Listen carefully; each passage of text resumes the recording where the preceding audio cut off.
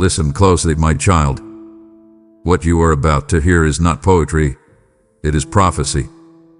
This is not a story, it is your present help in time of trouble. The enemy hath been whispering lies, stirring confusion, trying to convince you that you are unguarded, unseen, unprepared. But I have a message that will tear through the veil of fear and plant you firmly in the truth. The angel is already there. This word is not optional. It is essential. You cannot afford to scroll past, delay, or dismiss it. Every second holds a key. Every sentence carries strategy. Every breath contains my voice wrapped in revelation. I do not speak to entertain. I speak to equip. And right now, I am sending this message as a lifeline, a turning point, a divine intervention clothed in sound. You've prayed for confirmation. You begged for signs. You've asked God, do you see me? Are you moving? This is my answer. Do not miss it. Do not walk away while heaven is trying to reach you. To turn this off is to turn from what I've dispatched on your behalf. To ignore this is to delay what I've already placed in motion.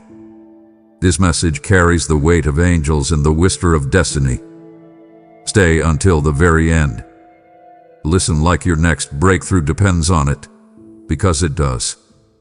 Let your spirit stay wide open. Let your heart lean in.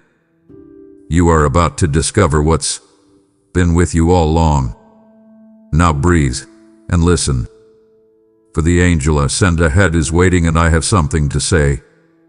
My child, I go before you, always. Long before your worry woke you, long before your voice trembled with questions, long before the fear found its way into your heart, I had already moved. I sent my angel ahead of you.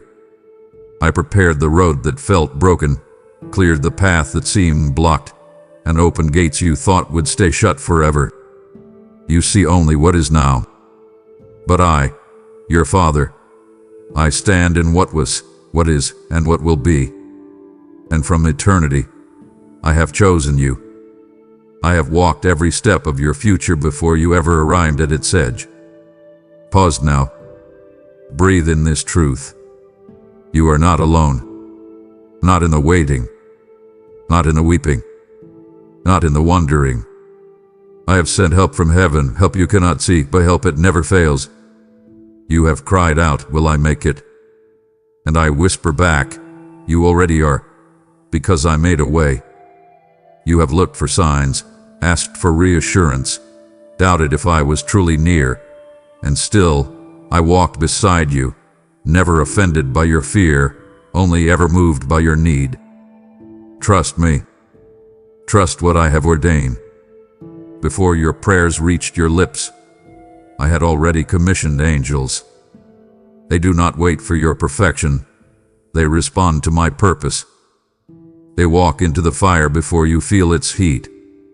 They guard doors you haven't reached. They dismantle traps set in secret. My child, you do not see the battle, but you live in the victory. You feel the pressure, but I have already provided protection. You walk through valleys, but my glory surrounds you like a river of light. Listen to me. You are encircled, covered, carried, and championed by heaven itself. So do not tremble when the shadows lengthen. Do not turn back when the winds rise. Do not collapse beneath the weight of what you fear is coming. Lift your eyes. See what I am doing even now. I am behind you, beside you, beneath you, above you, and before you. I go before you with wisdom to confuse the plans of the enemy. I go before you with favor to open doors no man can shut. I go before you with fire to burn every chain and blaze a path where there was none. My child, receive this. Nothing that meets you has bypassed me. I have seen it all, and I have made provision for every hour. When you wept alone in silence, heaven dispatched what earth could not offer. When you felt abandoned, I was orchestrating alignment. When you were still, I was already moving. Let go of your striving. Rest in my going. You do not need to force what I have already finalized. What you call uncertainty, I call destiny unfolding. What you fear might break you, I have designed to bless you. Trust the presence that walks before you. Trust the angel I have already placed ahead of your arrival. You are not walking into danger. You are walking into divine orchestration. And I will meet you there. I always do. My child, listen. When you feel lost, I am not far. When the wilderness stretches endlessly before you, when the silence feels deafening and the ground beneath you is cracked and dry, do not believe the lie that you have been abandoned. You are not forsaken. You are not forgotten. In fact, it is in these barren places that I send help most strategically.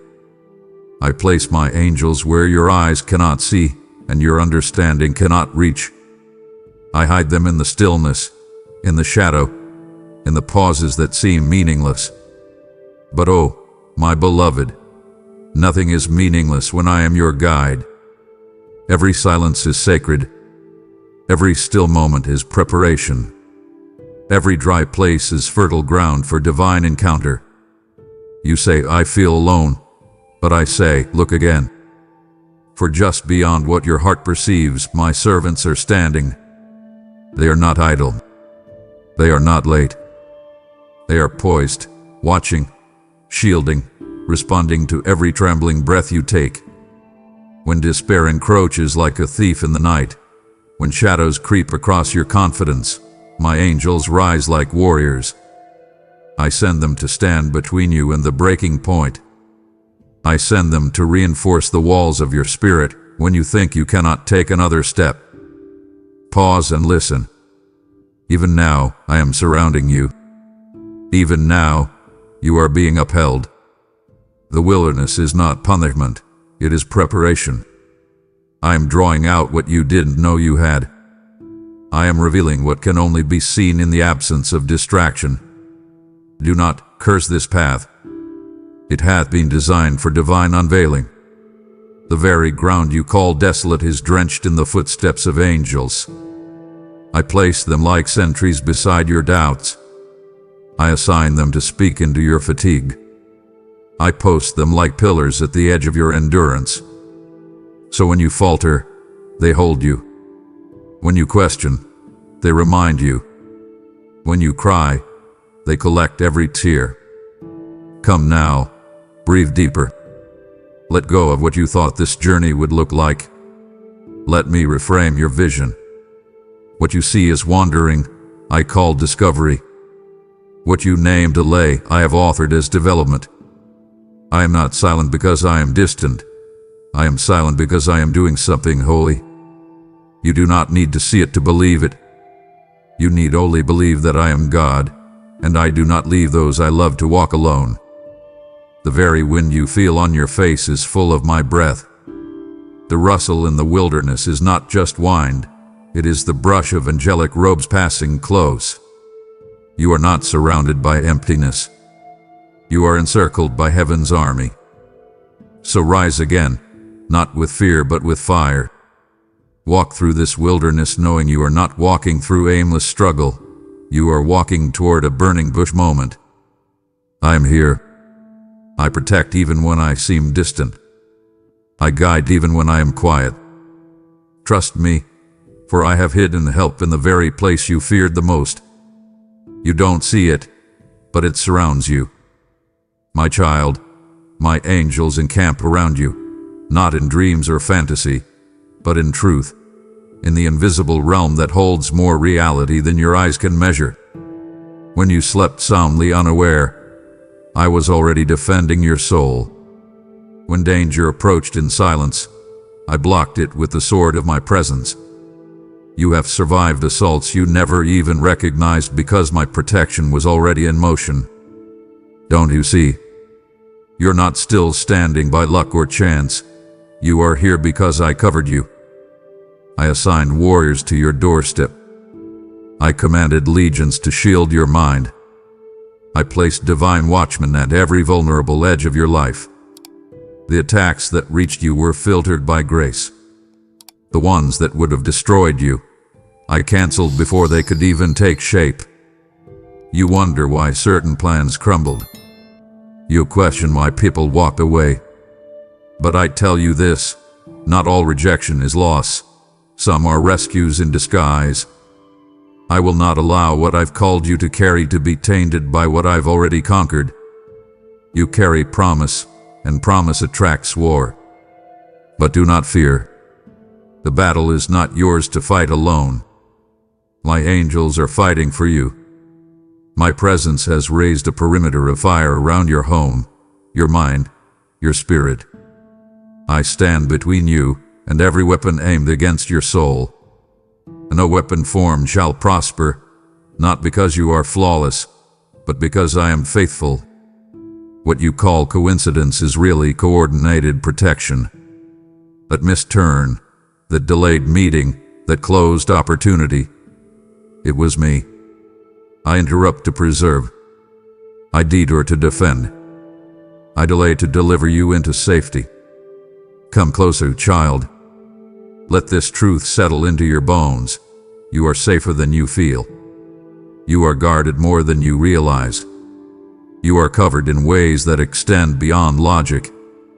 The spiritual war around you is real, but so is my overwhelming victory. Every time fear whispers that you're exposed, shout back with the truth. I am surrounded by heaven's armies. Declare it. Life from it. Speak from that place. For you are not easy prey. You are a protected possession. I will not lose what I purchased with blood. You are sealed, guarded, and daily defended. Step into each day with this knowing. You're never the only one in the room. Walk into that courtroom, that hospital room, that office, that storm, knowing my angels walk in before you and remain until my will is done. You are escorted by the unseen. My banner is above you. My fire surrounds you. My spirit is within you. And my warriors, yes, the same ones that fought for Daniel, Elisha, and Peter, stand guard over you now. Do not waver. Do not shrink. Stand, knowing my protection is not passive, it is powerful. The unseen has already gone before you, and victory has already been written. My child, do not think that I've left you to suffer alone in your weakness. I know the ache in your chest, the heaviness behind your smile, the silent battles behind your brave face. But hear me, I see and I send. Just as angels ministered to my son in the wilderness, they now minister to you. I do not watch you struggle from a distance. I intervene with love. When your strength fades, I send my own. When your soul groans, I answer with presence. I release ministering spirits not simply to guard, but to nourish, to strengthen, to renew, to revive what's fading inside you. You asked for help, and I send heaven's finest. You weep in the quiet, and I respond with supernatural strength. Receive it now. Open your heart. My messengers bring exactly what you need, not what you imagine. You're not forgotten. You are noticed, remembered, and supplied for in ways that transcend the natural. Angels bring the joy you thought was gone. They bring peace that doesn't ask your circumstances for permission. They bring fire when you feel frozen, oil when your lamp burns low, bread when your spirit is famished. Let go of trying to hold everything together. You don't need to fix what I am already healing. Let my help enter. Let my heavenly assistance rush in. Help from heaven doesn't knock. It enters with purpose. It's swift. It's accurate. It's undeniable. I see your soul stretched thin. I see your body wearied by the burden. But I am not asking you to carry it alone. Oh, take my yoke. Let me lift the unbearable weight. I have already dispatched what you need. The exhaustion you feel is not weakness. It's an invitation. Come. Rest in me. My provision doesn't come through the world systems, it descends from my throne. Expect visitation. Yes, expect it. Even in the middle of your lowest point. Even when the room is still and no one sees your pain. That's why I send what no man can offer. My beloved, listen to me. I will not delay. I know your needs before you name them. I send answers before you think to ask. My angels are not passive figures. They are divine reinforcements, waiting for my word to move. And I have spoken over you. I have declared restoration. I have ordered comfort. I have commanded strength. So stand. Breathe. Receive. You are not abandoned. You are attended to by heaven itself. You've questioned the pauses. You've wrestled with delay. You've cried out for the answer that seems just beyond reach, wondering why the doors stay shut, why the way forward feels blocked. But my child, what you call delay, I call protection. What you name detour, I have authored as preservation. I interrupt not to confuse you, but to shield you. I block entrances not to frustrate you, but to rescue you from places you were never meant to enter. Every no you encountered was a yes to your safety. Every closed door bore my fingerprints. I send angels not just to bless, but to restrain. I place them before paths that would wound you. I position them at the crossroads where your choices would have led to destruction. Listen now, you're not being denied, you're being defended. I don't owe you explanations to guard your destiny. I owe you my faithfulness, and I never fail in that. You may not understand why things unraveled, why people left, why the plan didn't unfold the way you envisioned. But I see beyond the moment. I see beneath the surface. I see inside the hearts of men and the consequences of unchecked choices. I know what you can't, and so I act before damage takes root. I stop what would have broken you beyond repair. I interrupt what would have seduced your peace into ruin. My divine interruptions are often disguised as heartbreak, but if only you knew what I withheld, you would praise me even in the ache. I do not operate on your timeline, because my intention is not convenience, it is completion. You are not meant to simply move forward. You are meant to fulfill purpose, and purpose requires protection. So yes, I interrupt. Yes, I pause the process. But in the pause, I preserve the promise. In the waiting, I fortify your spirit. In the silence, I ready the surroundings. My angels are not idle while you wait. They are active, arranging divine alignment, removing hidden snares, and preparing people you've not yet met to play roles you've not yet imagined. Stop doubting every delay. Begin to discern. Start to ask, Father, what are you protecting me from? Instead of why won't you let me pass? Lift your eyes above the frustration. Let faith rise above impatience. I have not forgotten you. I am deeply involved, intimately aware, and lovingly in control. What you call interference is often intervention. What seems like a step back is often the setup for a greater leap forward. Trust my interruptions. Trust the unexplainable moments. Trust the divine timing that arrives disguised as disappointment. Nothing I withhold is ever meant to harm you. Everything I delay is part of something larger. My plans are higher. My reach is eternal. And my love, oh my love, will never allow you to walk into ruin unchecked. You are not being punished. You are being positioned. Let me work. Let me lead. Let me interrupt, because when I interrupt, I save. Don't stop here, my child. I am still revealing what you cannot afford to miss. If you turn away now, you silence the very answers I sent ahead of your storm.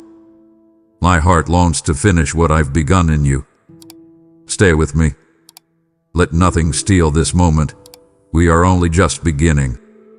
The flames rose higher, and you feared they would consume you. The heat pressed against your chest, and you wondered if it would break you down. You stood in the midst of trials that burned from every side, and you cried out for rescue. But listen closely, my beloved. I did not abandon you to the fire. I entered it with you. I did not watch from a distance. I stepped into the furnace alongside you. Just as I did with Shadrach, Meshach, and Abednego, I placed my presence in the center of what was meant to destroy you. And when I enter the fire, it loses its power. When I walk with you through the flames, they cannot consume. The enemy thought he had crafted a perfect trap, a fiery place of defeat, but he didn't account for me. He didn't expect the fourth figure in the fire. And you must know this now. The fire you face is not a sign of my absence. It is a testimony of my closeness. You are not alone. The trial has not come to destroy you. It has come to refine. The heat you feel is not punishment. It is transformation. Gold is purified through fire, and so is your faith. I have allowed the blaze only because I intend to reveal something stronger, purer, more powerful in you. You are being prepared for elevation. You are being shaped into a vessel that can carry more glory. But I will not let the flames go unchecked. I have sent angels into the furnace. I have stationed them to shield you from what could have left lasting scars. They are with you, bearing the weight, taking the brunt of what you were never meant to absorb. You will emerge from this without the smell of smoke. You will rise without ashes clinging to your story. You will walk out of this trial, and those who see you will marvel, not at the fire, but at the God who stood with you in the midst of it. Hold fast. Stand firm. Do not be afraid of the heat, for I am the Lord of the flame. And what burns around you cannot overcome what I have placed within you. Your faith, when tested, becomes your strength. Your endurance, when refined, becomes your roar. The fire that threatened to break you will be the very thing that reveals your unbreakable nature. I am in this with you. My angel is not just watching, he is moving. He is standing between you and destruction. He is holding back what you were never meant to fight alone. Let go of fear. Embrace the fire, not as your end, but as your beginning. You're walking through it, not to perish, but to shine. And when you come out, the world will know. You were never in the fire by yourself. I was there. I still am. And I always will be. You've prayed and waited, prayed and questioned, prayed and wept, wondering why the answer hasn't yet arrived. But hear me clearly now. Delay does not mean denial. Delay often means war. The very moment you spoke, I heard you. The moment your spirit reached out in faith, heaven moved.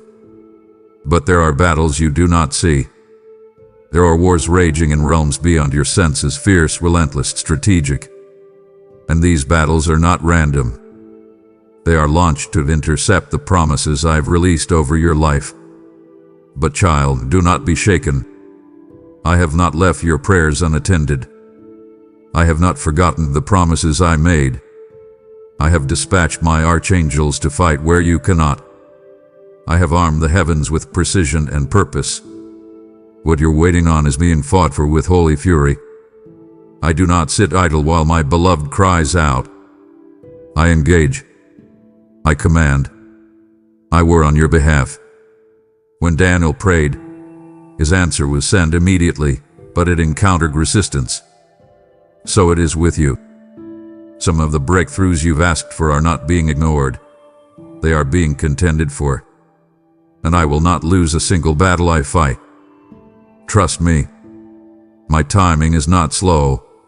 It is strategic. I move with purpose, not panic. I release what is good when the ground is ready to receive it. And when the enemy resists, I do not retreat. I reinforce. I send more angels. I raise the standard. I increase the firepower of heaven until every force of darkness must yield.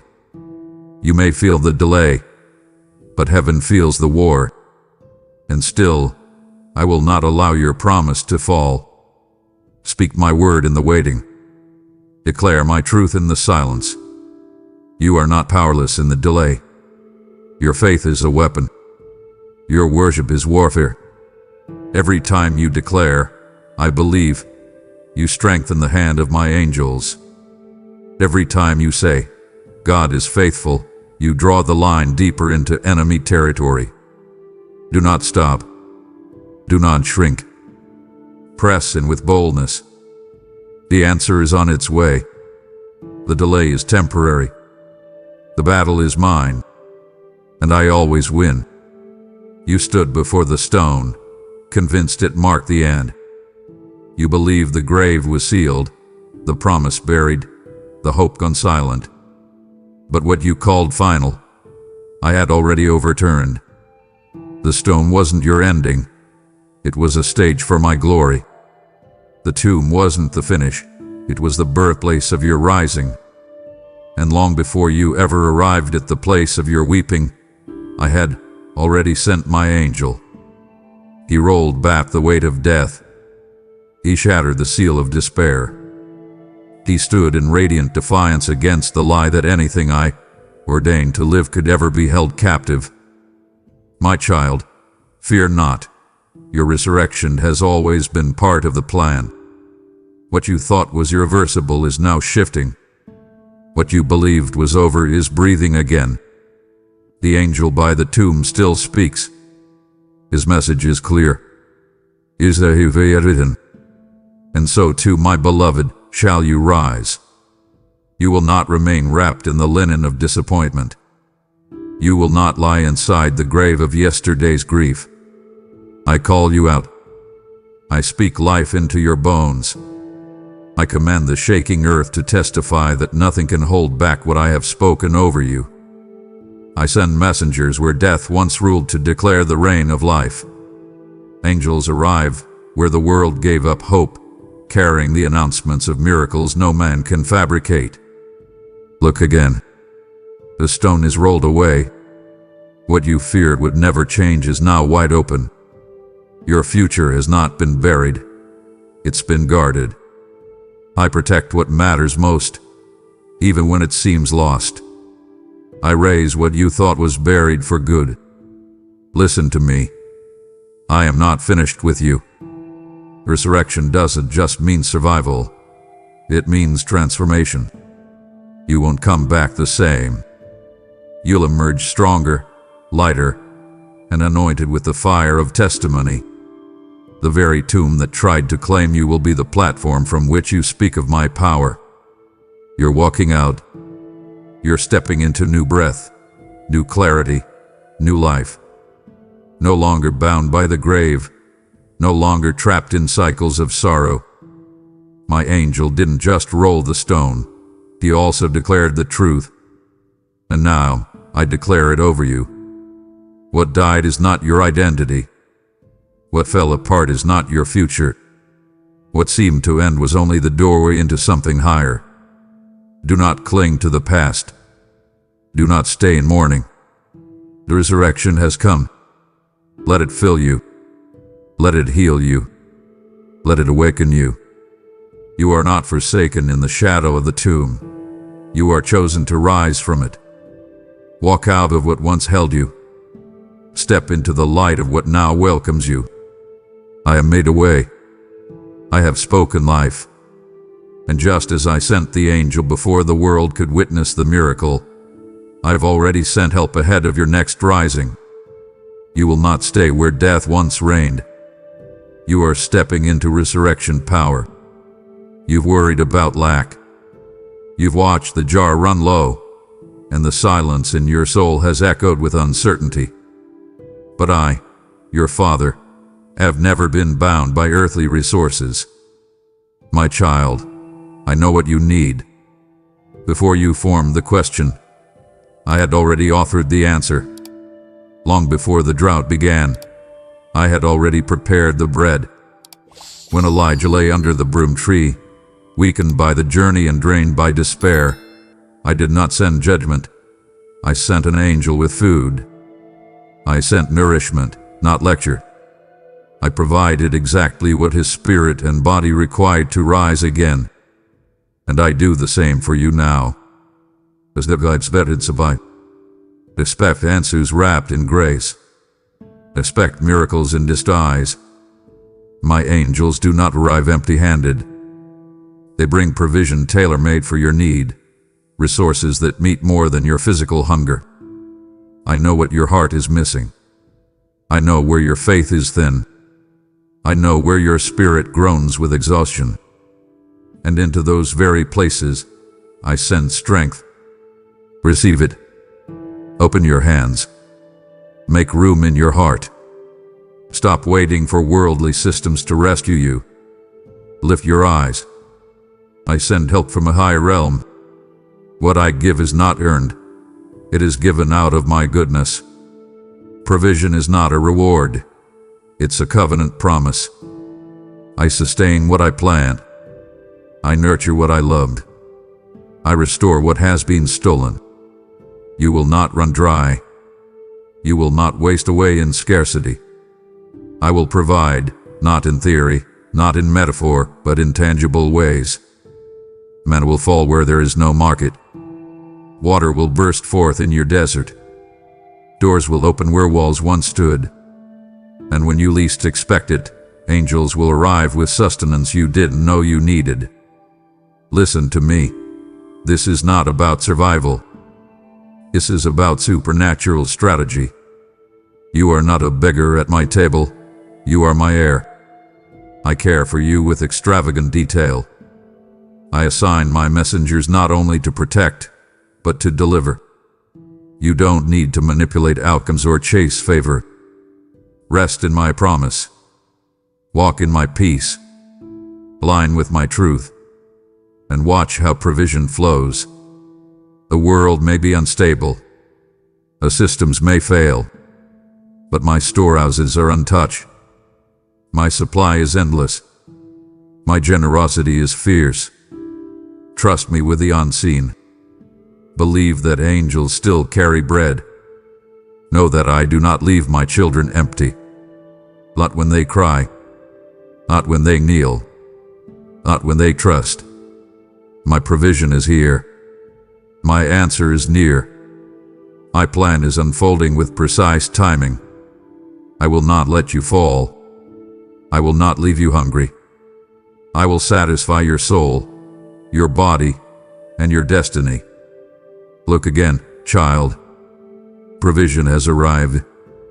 You've looked for flashes of light, for thunder from the heavens, for signs wrapped in wonder. And while I do move in the miraculous, my child, you must not overlook how I cloak glory in simplicity. I often enter your life dressed in the ordinary. Abraham welcomed travelers and entertained angels without knowing it. What he saw as men, I sent as messenger. What looked common was divine. I still move this way.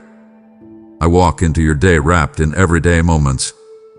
I hide my angels in conversations, in strangers' kindness, in silent nudges toward grace. I do not need to shout to be powerful. I do not need a stage to display my might. I am the God of subtle interventions, of hidden glory, of sacred whispers.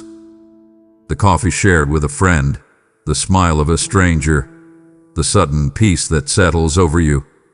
These are not random. These are evidence that you've touched the hem of something holy. Be mindful. Pay attention. Not everything sacred announces itself. Some divine encounters arrive softly. Some heavenly movements come through you hands. Some angels appear in places you considered insignificant. I test hearts by how they treat what seems small. I reveal glory through acts of honor. I speak through those the world often ignores. Don't miss me in the mundane. Don't overlook the sacred because it looks simple. I walk among you. I dwell within you. I commission angels to move in and out of your days, not to perform for your awe, but to fulfill my purpose in silence and strength. Welcome interruptions. Engage with humility. Love without condition. For in these things, you draw near to my presence. And in these ways, you often host the very angels I've assigned to you. Do not dismiss the nudges to serve. Do not silence the whisper to give. Those moments are divine invitations. I often test through simplicity. I examine your faithfulness with what feels small before I reveal what is great. Remember, I am not only the God of fiery mountains. I am the God of burning bushes in lonely fields. The ordinary may carry extraordinary weight. Do not measure significance by appearance. Measure it by obedience. When you respond to me in the common, I unlock the uncommon. When you honor me in the routine, I reveal the miraculous. Heaven touches earth in the places where hearts stay soft. Let yours stay soft. Let it be ready. You may not see wings, but you will see fruit. You may not hear trumpets, but you will feel peace. I am walking with you. My angels are closer than you know. Open your eyes, not to the spectacle, but to the sacred woven through every ordinary thread. You felt my presence in the ordinary, where angels walk hidden among you. You've seen that nothing is wasted, not even small moments. And now I speak to you, my child, not just as a listener but as a carrier of my message. You've prayed, use me, Lord. This is how I'm answering you now. Every super thanks, every act of membership, every seed you plant, even through PayPal, is a doorway I use to reach another heart crying out for me. You're not funding a video. You're unlocking freedom for someone standing on the edge of despair. Every gift is oil in my lamp, light in another's darkness, manna for a starving soul. I said, give, and it will be given to you. Pressed down, shaken together, overflowing, and I never speak in vain. Now act. Glaive. Give. Let your faith be fire that fuels the next soul's awakening. A donation link is in the description. Partner with me. Let's keep the angels moving. My beloved, do not walk away while heaven is still pouring out. It would grieve me if you turned aside while I'm unwrapping treasures that were designed for your next breakthrough. These words are not for tomorrow. They are for this very breath. Stay in my presence. Let me finish speaking to your soul. You've felt outnumbered. You've looked around and seen pressure mounting, threats forming, confusion thickening like a storm cloud pressing against the edges of your peace. You've wondered how to stand, how to fight, how to make it through what seems to circle you from all sides. But what your eyes perceive is not the full story. I call you to see as I see. I call you to perceive with spiritual sight. Lift your gaze above the battlefield. Look through the veil that separates natural sight from supernatural reality. You are not surrounded by defeat. You are encircled by fire. My child, those who come against you are themselves under siege, for I have stationed my warriors around your enemies. When Elisha stood on that mountain, his servant trembled at the sight of the enemy's armies. But I opened the servant's eyes, and he saw horses of fire, chariots burning with glory, angels standing in formation far greater than any earthly threat. That was not a myth, it was a revelation. And I offer you the same vision now. You are never defenseless. You are never exposed. The threats you see do not have the final word. I surround what surrounds you. I fortify your position with heavenly forces that never sleep, never fail, never fall. Your enemies plot in darkness, but I illuminate every hidden scheme. They speak lies, but I silence their mouths with my truth. They raise weapons, but none shall prevail, because I have encircled you with angels whose assignment is your preservation. They do not flinch when danger rises. They do not retreat when the battle intensifies. They hold the line, they strike with precision. They follow my commands with divine urgency. So breathe, beloved. Do not surrender to fear. You are not vulnerable. You are victorious. You are not abandoned. You are appointed. You walk in the middle of a greater plan, and I will not let it be destroyed by the hands of those I already overrule. When betrayal rises, I see it. When plots form in secret, I interrupt them. When attacks surge toward you, I stand in their path. I shield you not only from what you know, but from what never even touches your awareness. Every step you take, I match with angelic coverage. Every door you enter, I pre-clear with my presence. Walk boldly. Speak confidently. Pray fiercely. You are not on the edge of collapse. You are in the center of my defense. The hedge around you is not made by man. It is forged by heaven. And every foe that comes near learns quickly that you are not alone. The pressure around you is real, but the presence around you is greater. I am the Lord of hosts. I command the armies of heaven. And when I say you are covered, there is no force in this world or any other that can breach the wall of my will. You've asked why the weight feels so great, why the resistance rises the moment you move toward your purpose. But my child, understand this. With every word I've spoken over your life, I've assigned heavenly escorts.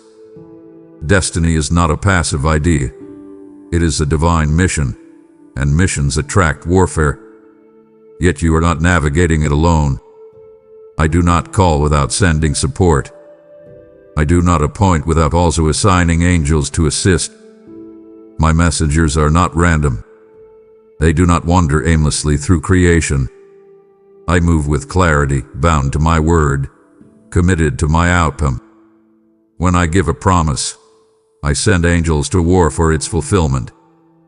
When I speak a calling, I surround the carrier with divine help. These are not decorative spirits. These are heaven's enforcers. These are defenders, deliverers, ministers of my purpose. They walk with you not because you are fragile, but because you are chosen. Because you carry something valuable, something eternal, something authored in my courts before time began. Do not think for one moment that your journey is unguarded. From your first breath, I've marked you. From your first step, I've assigned assistance. You were never born into confusion, you were born into intention. And that intention is escorted by angelic power. They do not respond to fear. They move at the sound of my instruction. They heed my voice. They carry my agenda. They execute my plans for your life with unwavering precision. So do not be distracted by the noise of this world. Tune your spirit to what I've already commissioned on your behalf. You are not chasing destiny. You are walking in alignment with it. And that alignment is guarded. That purpose is not up for grabs. I protect it with fervor. I enforce it with might. You've worried about how things will come together. You've asked how doors will open, how resistance will fall. Hear me now. I have already assigned those who will usher you through. I have already sent the ones who will guard the territory I give you. You're not walking into enemy land unprepared. You're walking with heaven's military escort. Every assignment from me carries its own reinforcement. You don't have to beg for backup. You don't have to cry for attention. You have already been seen. You've already been covered. You've already been resourced from realms higher than any power of this world. Walk forward now. Carry the mantle. Speak the words, Build what I showed you. Loam with boldness. Sand with unshakable confidence. Angels follow my command, not your perfection. And I have spoken over you. I have declared your assignment, and it shall come to pass. Nothing can hinder what I've chosen to fulfill. You found yourself surrounded by walls, confined, silence, pressed into places where light seemed absent and freedom felt like a memory. And in that prison, whether it was physical, emotional, mental, or spiritual, you wondered if I had forgotten you. But child, I never turned away. My presence did not wait outside the door. I entered the prison with you. I was with Paul and Silas when the chains bound their wrists. I was present when the stones of the cell echoed their songs in the dark. And I am with you now. You do not praise me for what you see, you praise me for who I am, even in the unseen. And in that kind of worship, I move. In those sacred songs sung through pain, I shake the very foundations of captivity. I do not always remove prisons by force, but I transform them with glory. Chains fall when my presence invades. Doors swing open when my angels are dispatched. I am not absent in your restriction. I am active in your redemption. Even the darkness you feel has light layered within it, if only you will look again. That cell is not a sentence, it's a sanctuary. That delay is not a denial, it's a divine setup. I let the world watch as you praise me in pressure, because I know what's coming next. The quaid, the shifted, the breaking of what once held you. Why angel does not knock on the prison door. He tears it from its hinges. He moves with authority you've not yet comprehended. The very guards that watched you suffer will witness your deliverance. The ones who expected your silence will hear your roar. And when I release you, there will be no trace of what bound you. The prison cannot hold what I have chosen to free. Even when you can't see the way out, praise anyway. Even when the nights grow long, worship through them. Your voice carries power. Your faith is a weapon. You do not need to wait for the atmosphere to shift. You create the shift. Call out my name. Declare my promises. Trust that what surrounds you is not the end. You are one divine moment away from breakthrough. I have sent angels to shake foundations. I have released help that will find you in the deepest pit. I do not delay without purpose. I do not remain silent without strategy. And when I move, the chains won't just loosen, they'll break. I will bring you out, and I will do it so completely that the prison will serve as a testimony, not a trauma. You are not forgotten. You are not confined. You are positioned for a miracle that others will speak of for generations. And I, your God, am with you in the prison and in the release. When the weight of the day presses down, and your eyes finally close, you often forget that the world beyond the visible continues to move. You surrender to rest, unaware that heaven rises into motion. While your thoughts grow silent and your body grows still, I remain active. I do not slumber. I do not pause. I do not wait for daylight to deliver destiny. My work does not end because your senses go quiet. In fact, it is often in the stillness of night that I speak most clearly. My child, I do not need your noise to move. I require your trust. In your sleep, I unfold plans you could not orchestrate. In your dreams, I whisper strategies no mind could invent. In the quiet hours when fear often creeps, I send peace wrapped in revelation. Just as I spoke to Joseph in the dark, when he could not comprehend the magnitude of his assignment, I now speak to you. Through visions not born from stress but from spirit, I give instruction, correction, assurance. I send angels into your resting hours to shield what you cannot see. I defend your territory while you breathe without effort. I silence tormenting spirits that seek to invade the mind with lies. I cloak your room in divine presence. I plant seeds of ideas, direction, and breakthrough. And when morning comes, you rise into atmospheres already shifted. You wake into days that my hand has prepared while you slept. Every moment of slumber becomes an altar when you surrender it to me. Invite me into your night. Speak before sleep. Declare your need. Hand over your burdens. And know that in your vulnerability, I am deeply involved. You are not unguarded in the dark. You are not exposed when your eyes close. You are covered in layers of my Spirit's command. I send angels to walk the halls of your home, to hover where your children lie, to preserve the peace that darkness tries to steal. No spirit of fear has the authority to roam where I have placed my seal. No anxious thought may camp where I have made habitation. I transform bedrooms into sanctuaries. I turn restless nights into sacred encounters. The world may whisper that you are alone, but I remind you, I am closer in silence than you've ever imagined. The moon may rise, shadows may stretch, but my presence does not retreat. It deepens. As the world sleeps, I design.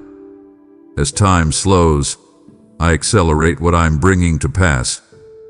Surrender your anxiety. Lay down your control. Rest, not as escape, but as holy alignment. You were not created to carry burdens endlessly. You were created to release. I guard what you entrust, and I build while you breathe. I expect dreams. I expect whispers. I expect divine encounters. For even in your deepest rest, I do my greatest work. You may not realize it, but from the very beginning, before your breath reached the air, before your cry split the silence, I assigned protection to your life. Even in the womb, I stationed angels to stand guard over you. I watched as your frame was formed, and I summoned defenders to shield your story. This wasn't done because you were weak, it was done because you were holy. Because innocence matters in my kingdom. Because purity bears my mark. And to every child, I give angels who stand before my face, whose only assignment is to watch, to war, to protect the sacred future I have declared. That childlike trust you see in little ones. That isn't naivety, it's kingdom DNA. That laughter in the face of uncertainty. That's the echo of heaven's design. Children carry clarity the world forgets. Your faith is unshaped by fear. Your hope is untouched by cynicism. And because they bear such purity, I fiercely guard them. Every moment a child is overlooked, I see. Every tear they cry that others dismiss, I collect. Every injustice done to them does not fade. It rises before my throne. My justice may not be loud, but it is inevitable. I defend what the world exploits. I comfort what the world wounds. I recover what the world discards. And to each child, I appoint angels who answer directly to me. These angels are not symbolic. They are not soft figures for storybooks. They are mighty. They are precise. They are relentless in their obedience. Whether a child is born in a palace or hidden in a slum, my command is the same. Protect, preserve, uphold. I care deeply for the futures carried in fragile frames. I see destiny even in infancy. I don't wait for growth before I give value. I give value from conception. And for every child who walks the earth, there is an assignment attached. I partner with parents, mentors, and even strangers, those whose hearts are stirred to act, to guide, to nurture, not by accident, but by divine orchestration. You are called to reflect my heart toward the little ones. Treat them not as future adults, but as current carriers of my image. Their innocence is a mantle. Their vulnerability is not weakness. It is a door to encounter. My kingdom belongs to such as these, not because of what they can do, but because of who they already are. Watch them. Learn from them. Defend them. And if you ever wonder if you've lost me, return to the posture of a child, honest, trusting, unguarded. I meet you there. I pour out grace there. I speak with clarity there. Angels still surround children, not because of sentiment, but because of covenant. And that covenant continues with you, for once you were a child too, and I've never stopped protecting what I began. Pause now, and feel what you'd lose if you ended here. I have more to reveal, more to unveil, more to deliver into your spirit. Don't leave me mid-sentence. Don't close your ears when my next words carry your release. Keep listening, for what comes next carries my seal of power and destiny. You believe your prayers are small. You feel them slip into silence, unsure if they matter, unsure if they move me. But I tell you now, every word you've spoken in faith has been recorded, treasured, and answered in ways far beyond your imagination. Your prayers do not vanish. They rise. They become incense before my throne. They activate movement in the unseen. I do not respond to eloquence. I respond to faith. And I have always responded to yours. You don't need perfect words to stir heaven. You need a surrendered heart. Cornelius wasn't a prophet, a priest, or a king. He was a man who prayed. And I sent an angel to his house. Not because of rev, but because of reverend. You've spoken into the quiet, thinking no one heard. But my angels move at my word, and my word lives in your mouth when you pray it. Declare it again. Speak what I have said. Call forth what I have promised. And do not doubt that movement follows your voice. Every time you pray my truth, you build alignment in the spirit. Every time you declare my promise, you open doors the enemy sealed. I send angels on assignment not to comfort emotion, but to execute my word. And when you speak that word with authority, you activate the armies of heaven. I am not distant from your pain. I am not deaf to your groaning. Your tears speak volumes. Your whisper carries weight. And your obedience draws my hand. Pray with boldness, not as a beggar, but as a son, a daughter, a co-heir. The throne room is not closed to you. You were born to walk its halls. You were made to partner with heaven. I respond not just with presence, but with action. Expect answers. Expect revelation. Expect angels to move.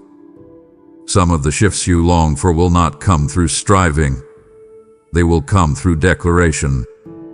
To speak. Sing. Cry out. Let your voice fill the space between your need and my response. I am moving. I am stirring. I am surrounding you with help that listens to my command, and my command is made manifest through your agreement. Partner with me. Pray without fear. Expect with confidence. Your prayers are not small. They are the very sound that shakes foundations. You thought that chains defined you. You believed the guards to turn into your outcome. You sat in darkness, unsure if the next step was yours to take or if you were bound forever to wait. But I, your deliverer, never left you in confinement without designing a precise escape. When Peter lay in that prison cell, watched by soldiers and sealed behind iron gates, he did not fight his way out. I sent an angel. I did not request permission. I did not consult those who held him captive. I released power that passed through every barrier. I released light into his night. And I release the same over you now. What binds you is not greater than the one who calls you out. My angel doesn't knock. He walks in. He breaks through without warning. He shifts the atmosphere in silence, removing chains while the enemy sleeps. Freedom from me often begins without noise, without spectacle. My deliverance is a holy disruption, quiet, quick, absolute. I don't need crowds to witness. I need hearts to follow. Your obedience is the key to the next door. When I lead you out, you must move even when you don't understand. The path may twist. The corridors may feel unfamiliar. But follow. I illuminate each step, not the entire staircase. The angel that leads doesn't explain. He escorts. Trust the motion. Move with the rhythm of my spirit. Don't hesitate. Don't question every shadow. My presence walks ahead. My guidance does not falter. You may not recognize the route, but you will know my peace. You are not breaking out. You are being let out. You are not forcing freedom. You are receiving it. And once you step outside the prison, you will see the miracle for what it truly is. No alarms triggered. No chains remaining. No trace of captivity lingering. I do not deliver partially. I do not leave residue. I do not open one door while locking another.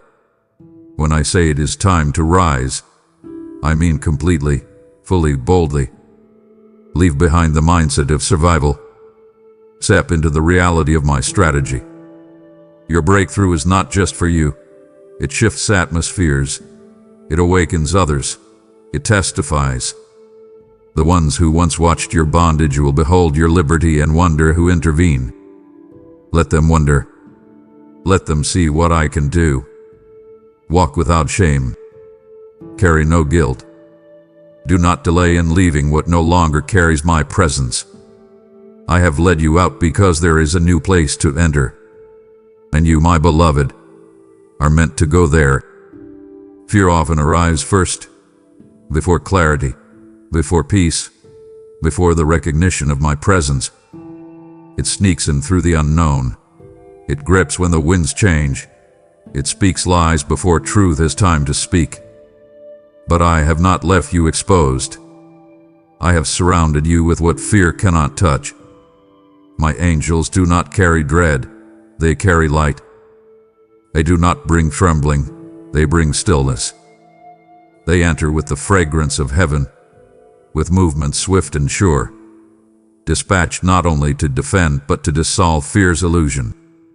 You are not merely protected, you are calmed. You are not simply guarded, you are assured. My child, lift your head. You tremble because you've forgotten who walks with you. You falter because you haven't felt what surrounds you. Let me tell you what stands at your side, not passive guardians, but sentinels aflame with holy power. They are not shaken by what alarms you. They remain anchored in my command. Your safety is not fragile. It is forged in fire, sealed by covenant. You are not living on the edge of catastrophe. You are resting in the center of my care. I command peace, not panic. I instruct courage, not cowardice. When storms arise, I speak from within them, not from outside. When shadows stretch long, I don't diminish, I radiate. My light is not diminished by night. My presence is not shaken by pressure. And my angels, those fierce, blazing servants of my throne, respond instantly to my word. You may not see them, but you are encircled. You may not feel them, but you are insulated. What comes against you must first come through me. And I have never stepped aside from the ones I love. So feel the fear, then let it go. Speak to it. Command it to bow. I've given you authority not to entertain terror, but to cast it out. Use your voice. Declare my truth. Remind the atmosphere that I dwell with you. The moment you speak my name, angels move. They do not wait for your confidence. They respond to your agreement. When you declare my promises, you activate their power. You're not abandoned in crisis. You are accompanied, not by abstract hope, but by real, present, appointed help. So walk into this day, not cowering from shadows, but advancing in confidence. No ambush can succeed. No weapon can break through what I have sealed. You do not need to fear what comes next, for I've already gone before it. Stand in the light of my protection. Rest in the assurance that angels surround you. They have been assigned not temporarily, but continually. As long as you walk in alignment with my truth, they remain in motion around you, silent, strong, unstoppable. This is not a metaphor. This is your reality. You watched the waves rise, taller than your confidence, louder than your reasoning. You felt the boat tremble, not just beneath your feet, but inside your soul. And as the sky darkened and the wind howled, you cried out, wondering if I still saw, if I still spoke, if I still cared. But hear me now. I never left the storm to speak alone. I always place my voice in the chaos. You may feel tossed, but you are not forgotten. You may feel surrounded by uncertainty, but I have not gone silent. When Paul stood on the deck, shipwreck looming, hope fading, I did not wait for rescue crews. I sent an angel. He carried not escape, but a word of certainty, strength, unshakable truth. You will make it. That was the message. That is still the message. You, my beloved, will make it. I did not bring you this far to abandon you mid-journey. The storm does not override my sovereignty. The weather does not rewrite my will. I have declared your destination, and no wave will change it. Listen to me. I still speak. I speak through wind. I speak through waves. I speak above the roar. I don't erase the storm. I redefine it. What looks like destruction becomes redirection. What feels like collapse becomes clarity. You want the storm to stop, but I want you to hear me in it. I want your ears tuned to my instruction, your heart tethered to my voice. I anchor you, not through calm, but through covenant. And when all else shakes, I remain. The ship may break, but you will not drown. The plan may shift, but the promise will stand. I have assigned my angels not to remove every wave, but to preserve you within them. You will arrive. You will step onto shores you've only seen in visions. And when you do, it will not be with the scent of defeat, but with the fragrance of faith proven true. My child, do not look at the storm as punishment. See it for what it is, a place where my voice grows louder, a place where fear is confronted, a place where destiny is refined. You are not adrift. You are under guidance. You are not hopeless. You are held. And my word still carries power to calm, to carry, to command. So fix your eyes not on the wave, but on the one who walks above it. I am with you. I am speaking. And the storm has no authority over what I have chosen to fulfill. Before the first sign of trouble rose like smoke on the horizon, I had already moved. Before the tension curled in your chest, before the unexpected knock, before the diagnosis whispered its fear, I had sent help. I did not wait for your panic. I did not delay for your desperation. I saw it all unfold before your eyes could blink, and I responded not with hesitation, but with swiftness. You often pray as if I begin to act only after your words leave your lips. But I move ahead of your voice. I am already beyond the timeline you fear. The angel you need is not in transit. He has already arrived. The crisis that feels sudden was seen by me in eternity's gaze. I am not surprised. I am not scrambling. I am not formulating a plan in response to what caught you off guard. I authored the ending while the beginning was still being whispered. I position my warrior with exact timing, calculated precision, and sovereign authority. He stands, not searching for what to do, but already executing what I've spoken over your situation. When Abraham climbed the mountain with Isaac, he saw no ram, no substitute, no exit. But I had already placed the provision in the thicket. Before his obedience could reach the peak, my grace was already there. That same divine foresight operates in your life. I don't wait until the final second. I command the angel before you ever see the need. You think you're waiting for intervention, but intervention is already active. You just haven't walked far enough yet to see what I've prepared. So breathe. Release the tension in your shoulders. Lay down the frantic attempts to fix what I've already addressed. The moment your future formed in my heart, I planted protection inside it. The places you dread entering, I've already invaded with my light. The people you worry will rise against you are already surrounded. The door you fear might close has been appointed for opening. The outcome you've begged me to secure has already been sealed. Nothing you face now is untouched by my preparation. I speak this not as theory but as testimony. From the garden to the grave, I have always arrived before man's despair. My angel was there in Eden when shame tried to hide. My angel stood by Hagar in the wilderness when she was abandoned. My angel strengthened Daniel when lions circled his fate. My angel rolled the stone away before my son's followers ever reached the tomb. I move in advance. I don't follow emergencies. I command answers to precede them. Stop asking if help will come. Begin thanking me for help that has already been released. Begin walking as one who is accompanied, not abandoned. Begin praying as one who activates what is already moving. Begin declaring as one who stands inside a preordained victory. The angel is not delayed. The angel is not distracted. The angel is not deciding. He is present. He is working. He is acting under my authority. Step into tomorrow with this truth etched into your spirit. I have already made a way. I have already spoken to the storm. I have already commissioned help. What frightens you is already surrounded. What threatens you is already blocked.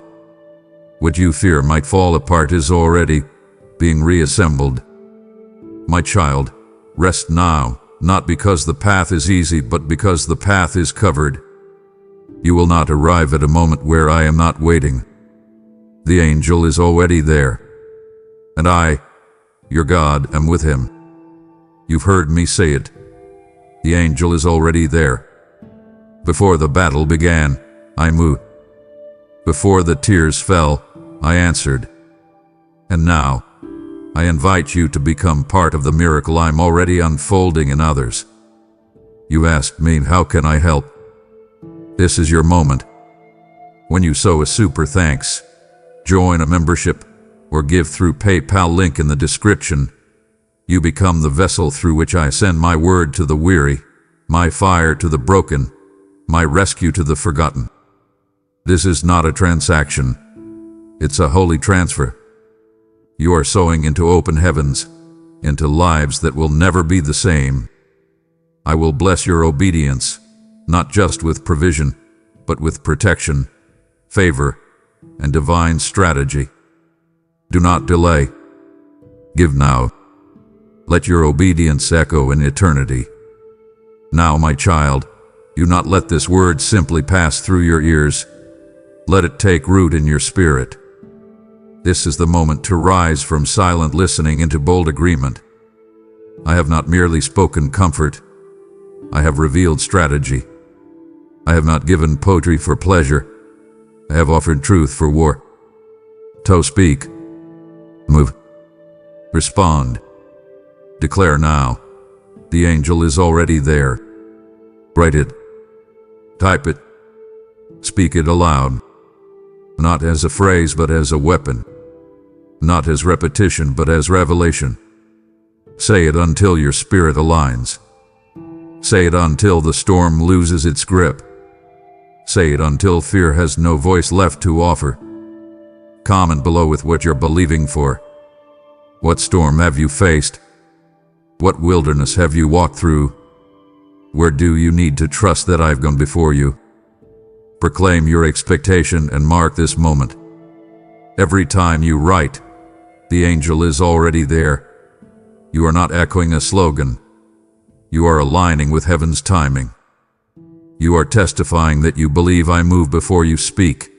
I answer before you ask. I surround before danger strikes. This is your invitation. Respond in faith. Speak what you've heard. Declare what you now carry. Then, invite others into this word. Share it with someone who's afraid. Tag someone who needs divine help. Let the echo of this message spread like fire through dry bones. You are not alone, and you are not powerless. I've released angels. I've positioned breakthroughs. I've opened what no man can shut. And now, I'm calling you to believe boldly, act decisively, and declare prophetically. Let the world know the angel is already there, and so is your God. And now, my child, come closer. Quiet your heart for a moment and just listen to my voice. I want to speak to you about something you have wondered about in the silent hours of the night, something you have cried out for when the walls felt like they were closing in. You have prayed for an angel, for a sign, for help to be sent. And I have heard you. But you must understand a truth so deep, so foundational. It will change the very ground you walk on. The angel is not on the way. The angel is already there. You think, in your moments of crisis, that your desperate prayers launch a heavenly response. You imagine me dispatching a guardian only when the battle becomes too fierce. But that is not how my love for you works. Your angel was not dispatched last week when that wave of anxiety hit you at your job. They were not sent yesterday when the tension in your family felt like a physical weight on your chest. They were not assigned this morning when you looked in the mirror and felt completely and utterly overlooked by the world. Note, my precious one. That is a human way of thinking, a reactive way. I am not reactive. My love for you is foundational. Before your journey ever began, before you took your first step, I had already decreed your protection. Understand this. Your guardian was appointed in the timeless expanse of my love, warned from my foreknowledge of every single tear you would shed and every mountain you would have to climb. I saw it all. I saw the fear you would have about the future, that knot in your stomach when you think about tomorrow's unknowns. I saw the pressure that your work would place upon you, the feeling of being just a number, the exhaustion you would carry home. I saw the unspoken hurts within your family, the misunderstandings that would ache in the silence. Because I saw it all, I made a sovereign promise, not to the world, but to you. I myself commissioned this celestial being, this mighty warrior of light, for your specific life. This was not a general assignment. I chose a guardian whose strength would complement your struggles, whose wisdom would illuminate your specific path. Their watch did not begin with your first cry for help. It began the moment I breathed life into you. The instant your heart pulsed with the life I gave it, your angel took their post. It was a divine appointment, sealed and settled in eternity. You have never, for a single second of your existence, been without this heavenly friend. You have never been alone in a room, never faced a daunting meeting by yourself, never driven in your car without a warrior in attendance. You feel unseen, you feel unprotected. But your feelings do not dictate my reality. My truth is that you are, and have always been, under my divinely appointed watch. This is not a reward for your good behavior. It is not something you earn. It is a testament to my unending, proactive, and fiercely personal love for you. It is a gift, rooted in the very fabric of your creation. So let this truth settle deep into your spirit. Let it dismantle the lies that tell you that you are alone and that I am distant. I am not distant, and you are not alone. I am so close, and the evidence has been beside you from your very first breath. Now, let this sink in. Breathe, my child. Feel the weight of that fear about tomorrow lift, just a little. Acknowledge the pressure at your job, but know that a strength beyond yours stands with you. See the tensions in your home, but understand that a minister of my peace is present. You are guarded. You are watched over. This is my decree. This is my promise. This is your reality. Now I know your next question. It sits right there in your heart, unspoken but felt. If my angel is truly here, why can't I see them? Why don't I feel this protection all the time? You live in a world that demands proof, a world of touch and sight and sound. You feel the sharp edge of a criticism. You see the red numbers on a bill you cannot pay. You hear the door close on an opportunity. These things are real to you. And so, you believe what you feel more than you believe what I have promised. But I am calling you to a deeper reality. Your angel's existence does not depend on your ability to perceive them. Their reality is rooted in my command, and my command is more real than the world you see around you. They operate in a dimension that is seamlessly woven into yours. Think of it like the air you breathe. You do not see it. You do not often think about it, but without it, you cannot live. Your guardian's presence is like that, a constant, life-sustaining spiritual atmosphere around you. Their silence is not absence, it is focused, powerful diligence. They are not idle. When you feel a sudden, unexplainable urge to take a different route home, and you later learn of an accident on your usual path, you call it a hunch. I call it your guardian's whisper. When a harmful piece of gossip that could have ruined your reputation dies before it ever reaches the ears it was intended for, you know nothing of it. But your angel knows. They were the shield you did not see, deflecting an arrow you did not even know was aimed at you. How many times has a deal fallen through, leaving you frustrated, only for you to discover later that it would have led to ruin? You saw the closed door, but you did not see your angel holding it shut out of love and protection. How many times has a sudden thought of encouragement, a memory of one of my promises, pierced through a moment of despair? You thought it was your own mind fighting back. I tell you, it was strength being ministered to you, a direct stream of my grace flowing toward you through the guardian I have placed by your side.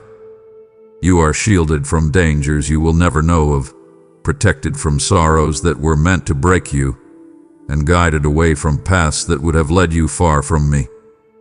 Trusting in their presence is a fundamental act of faith. It is looking at your life, with all its struggles, and choosing to believe that you are not just a victim of circumstance. It is choosing to believe that even when you cannot see it, a divine, protective order is at work. It is faith in my unseen works, faith that my love for you is active and vigilant, even when you feel most alone and vulnerable. So when you walk through your day, I invite you to change your thinking. Instead of asking, "Where is my help?" start declaring, "My help is here." Your belief does not create the angel, but it does attune your spirit to the reality of their presence, allowing you to walk with a confidence that is not born of what you see, but of who has sent your guard. Let's talk about your weakness, my child. Not in a condemning way, but in a real way. I see it. I see those mornings when the effort to simply get out of bed feels like lifting a mountain.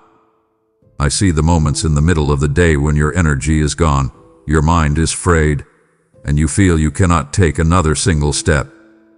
You feel the profound weight of it all, the physical and emotional exhaustion. In these moments, you think you are running on empty, that you are digging deep and finding some last reserve of your own willpower. But let me tell you what is truly happening. In your deepest weakness, when your own strength is completely exhausted, my power is made perfect. And it is your angel who is commanded to be the conduit of that power. Remember my son in the Garden of Gethsemane. In his moment of ultimate human agony, an angel came and strengthened him. Do you think I love you any less? When you are in your own garden of agony, wrestling with fear, with grief, with a burden so heavy you think it will crush you, I dispatch that same level of comfort and strength to you. Your guardian does not just stand and watch you struggle. They are commanded to minister strength directly to your spirit. This is not a vague, fuzzy feeling. It is a tangible impartation of my fortitude. It is the sudden ability to face that person you were dreading. It is the unexpected resilience to endure a painful conversation. It is the supernatural endurance to keep loving, keep working, keep believing when every part of your human nature wants to quit. Think of my servants of old, Shadrach, Meshach, and Abednego. When they were thrown into the furnace of affliction, they were not alone. Another figure, one like the Son of God, was in the fire with them. That furnace, my child, is the trial you are in right now. It is that intense pressure at work, that fiery conflict in your home, that heat of a temptation that feels overwhelming. You look around and you feel the flames, and you think you are being consumed. But look closer, with the eyes of your spirit. You are not in the fire alone. Your guardian stands with you, ensuring that the only things that burn away are the ropes that bind you. They are there to make sure the trial refines you, but does not destroy you. When you feel you cannot take another step, they are the ones who help bear the invisible weight of your burdens, making it possible for you to keep moving. When the world screams doubt in your ear, and your own thoughts echo those doubts, that quiet, persistent whisper of courage that rises in your soul is from them. It is a message delivered directly from my throne room to your heart. So, I invite you, receive the fortitude they bring. Do not dismiss it as your own resilience. Acknowledge it for what it is, a gift, a direct infusion of my own strength, brought to you by the heavenly minister I have assigned to your life. Your weakness is not a liability. It is an invitation for my power to show up through the ministry of your angel. My child, you often look at your life's path and see a tangled mess of winding roads, unexpected roadblocks, and confusing detours. You worry about which way to turn, and you are frustrated when a path you thought was certain suddenly becomes blocked. I want you to understand that your forward momentum is a direct concern of my heavenly host.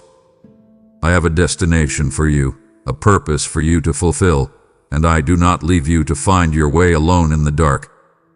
I send your angel to go before you, to prepare the way, to make the crooked places straight. You have experienced this, even if you did not recognize it. Think about that coincidence last month, that moment you met someone who had the exact piece of information, the precise contact, or the specific encouragement you desperately needed. You thought to yourself, what a lucky break. My child, there is no luck in my kingdom. There is only purpose and provision. I sent your angel ahead of you to orchestrate that meeting. They were at work behind the scenes, aligning schedules, nudging hearts, and setting up that divine appointment so that you would be in the right place at the right time to receive what I had for you. Your guardian is my advanced team, my spiritual road crew, sent to remove spiritual obstacles and hindrances from your way. There are things you cannot see. The enemy loves to place snares on your path, traps of temptation, obstacles of discouragement, diversions meant to lead you into a spiritual wasteland. You may never know how many of these you have avoided, because your angel, walking ahead of you, has already dismantled them. When a door of opportunity swings open for you, one that you never thought possible, know that they have often turned the key at my command. They have whispered into the right ear, highlighted your name on the right list, and cleared the spiritual debris that was blocking the entryway. And just as importantly, when a door you desperately wanted to open slams shut in your face, I know it hurts. I know it feels like rejection. But often, it is your angel standing guard, protecting you from a path that would have led to compromise, heartache, or away from my ultimate best for you. They see the dangers down that road that you cannot. Do not be discouraged when your progress feels slow. Do not think that you are stuck. Even in the waiting, work is being done. Your path is being prepared. Your angel is tirelessly working to ensure that when you do move, you move in safety and in power. Your journey is not a series of random events. It is a divinely escorted pilgrimage. I have laid out a path for you, and I have given your guardian the sacred duty of protecting that path from enemy diversions. So, walk with confidence. When you pray for guidance, expect that I will clear the way. When you step out in faith, trust that the path has been prepared. Your life is not a maze, it is a marked trail. And you have a heavenly guide ensuring you stay on it, moving ever forward into the fullness of the destiny I have planned for you. Let me pull back the curtain for a moment, my child. Let me show you what happens when you pray. You find a quiet place, perhaps a corner of your room, or in your car during your lunch break. To you it may feel simple, even ordinary. You close your eyes, you bow your head, and you begin to speak the words that are on your heart. You feel the weight of your worries, the sincerity of your praise, the desperation of your need. You think you are speaking into the silence, that your words are traveling alone up to me. But that is not the full picture. That is not what I see from my throne. When you choose to seek my face, a sacred event unfolds in the spiritual realm. The moment you begin to pray, your angel, your personal guardian, stands in attendance. They do not just observe from a distance, they draw near with a posture of reverence, honoring the holy communion that is taking place between you, my child, and me, your father. The very space around you is sanctified by this interaction. It becomes a small embassy of heaven on earth. This is why, over time, that specific place where you pray begins to feel different, charged with a peace that the rest of your house does not have. It is because it has been consistently visited by a heavenly being, consecrated by your communion with me. Your angel is a witness to every petition you utter. They hear the pleas for your family's safety. They hear your requests for provision and for healing. They also hear every word of praise, every declaration of my goodness. Do not ever think your prayers simply dissipate into the air. They are sacred acts, observed and honored by your celestial companion. Your words of faith are like music to them, a confirmation of the reality they live in every moment.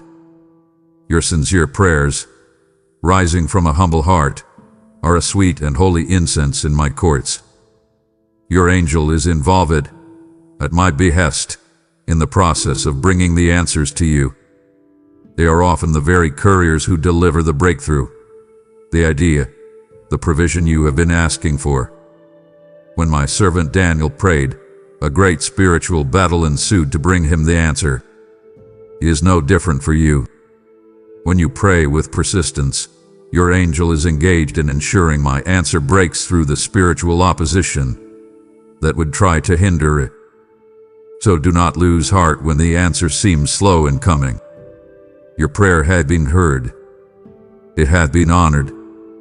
And a battle may be being waged on your behalf to deliver the result. Your angel's presence during your prayer time is a powerful affirmation of the seriousness and significance of what you are doing. You are not just talking to yourself. You are engaging with the very heart of heaven, and you have a heavenly attendant who is fully invested in your conversation. So, the next time you go to pray, remember this. You are not alone. You are entering a sacred space, attended by a holy being, participating in an act that commands the attention of all of heaven. My child, let us speak of the night. You end your day, the tasks are done, and you surrender yourself to sleep. In that state, you are vulnerable, your conscious mind at rest, your physical guard let down. The enemy, the accuser, loves this time. He seeks to plant seeds of fear, to twist your thoughts into anxious knots, to torment your mind with nightmares and replays of your failures. He wants to ensure you do not get the restorative rest you need, so that you wake up already defeated, weary before the day has even begun. But I have made a promise of peace to you, and my promise does not end when you close your eyes. I have given my angel charge over you through every watch of the night. While you are unconscious, their guard is most alert. While your mind sleeps, their vigilance is at its peak. Their duty is to stand watch over your resting form, to be a sentinel at the gateway of your mind. They are there to protect your subconscious from the demonic torments that would seek to invade it. When you have those nights of deep, peaceful, dreamless sleep, it is often because they have repelled the spiritual attacks that were launched against you.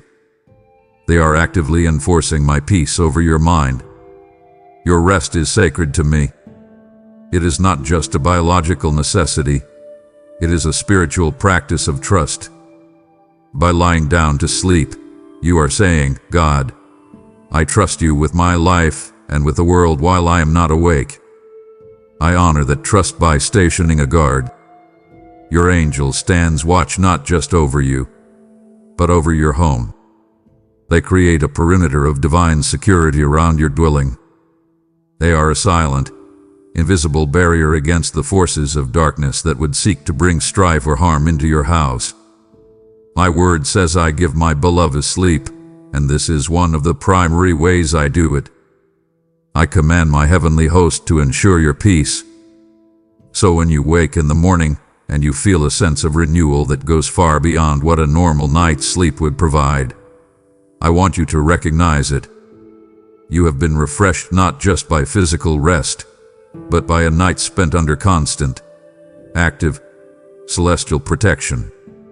That unexplainable peace you feel upon waking is the lingering atmosphere of your guardian's vigil. I know there are nights when you do struggle to sleep, when anxiety keeps you awake. Do not think, in those moments, that your angel has left their post. Rather, that is the time to consciously partner with them. Speak my promises out loud into the darkness. Thank me for the angelic guard you have. Command your thoughts to align with my truth. In doing so, you are actively joining forces with a warrior who is already fighting for your peace. So, tonight, as you lay your head down, do it with a new awareness. You are not simply falling asleep. You are entrusting yourself to my care, a care that is administered by the faithful, powerful, and ever-watchful guardian who is standing guard over you until the morning light. I see you when you stand at a crossroads. I am there with you in the overwhelming silence between a yes and a no. You feel frozen, staring at two different paths, and your mind begins to race. You make lists of pros and cons. You seek advice. You play out every possible scenario until your thoughts are just a tangled mess of noise. You call this overthinking. You call it analysis paralysis. I call it a moment perfectly designed for you to receive my guidance. And one of the most common ways I deliver that guidance is through the ministry of the angel who walks with you. You have been trained by the world to rely only on logic, on what looks good on paper, on the choice that seems most sensible. But my ways are higher than your ways, and my wisdom often defies worldly logic. Think of that job offer you agonized over. It promised more money, a better title, everything the world tells you to chase. Yet, something in your spirit felt wrong. There was a nagging sense of unease, a feeling you just couldn't shake. You may have tried to ignore it, to call it fear or self-sabotage. But I tell you, that was your guardian's warning. That was their way of placing a spiritual check in your heart, signaling you to pause. At the same time, another opportunity, one that seemed smaller and less secure, brought a profound and unexplainable sense of peace. A deep calm that settled over your soul when you considered it. That was my confirmation, delivered by your angel, a sign that this was the way you should walk. They are tasked with helping you discern my will. They bring that sense of peace about one path and that sense of unease about another. They help to align your thoughts with mine, cutting through the clutter of your fears and ambitions.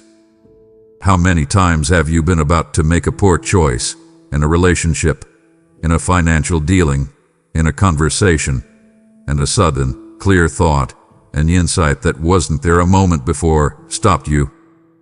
It was an idea so simple and true, it cut through all your confusion. You thought it was a moment of your own brilliance. My child, I am the source of all wisdom, and I often place that wisdom into your mind through the quiet impression of your guardian. They work to sanctify your intuition, to tune it to my frequency so you can hear my spirit more clearly. Listen to that gentle nudge, that holy disquiet, that sudden peace. It is not random emotion. It is a sophisticated, spiritual guidance system I have provided for you. When you stand at a crossroads, ask me for clarity.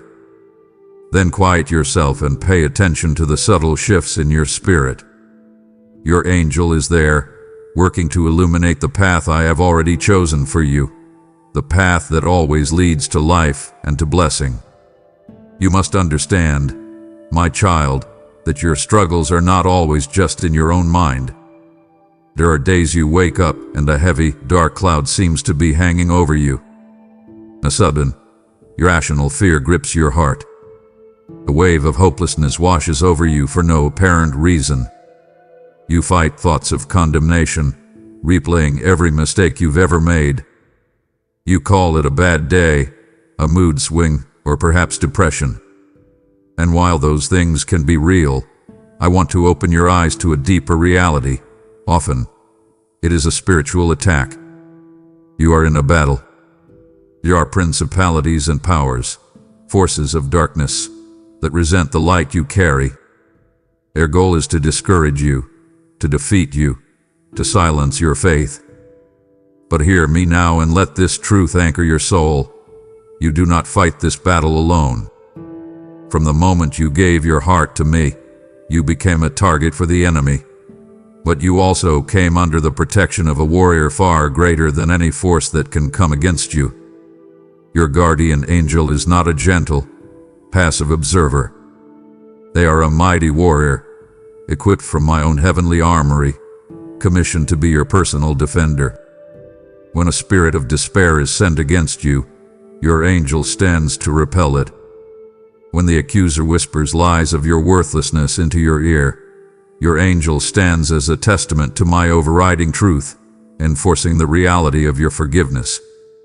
You may feel the emotional and mental impact of the battle, but you are not the one on the front lines alone. I want you to picture this.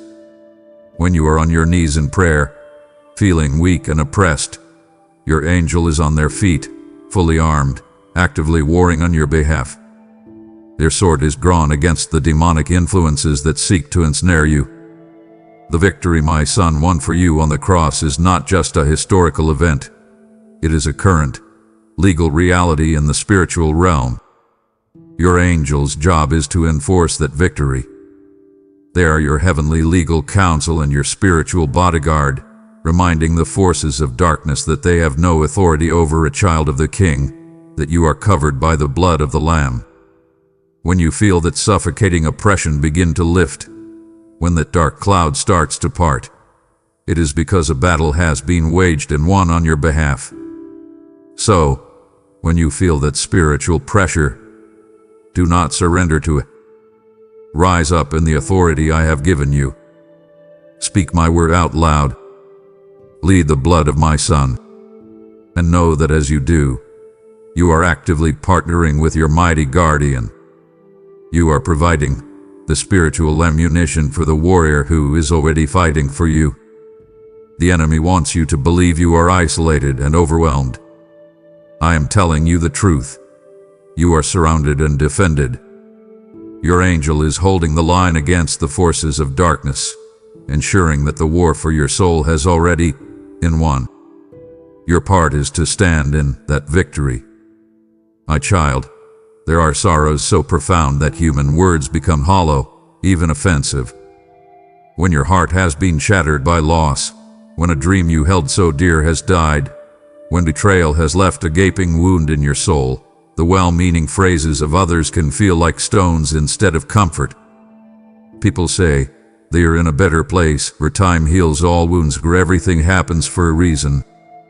They mean well, but their words cannot reach the desolate place where your spirit weeps. I know this, and in those moments, I provide a comfort that transcends language, a comfort often ministered by the silent presence of your guardian. When you are sitting in the ashes of your grief, when you feel so completely alone that the silence itself is deafening, I have not abandoned you.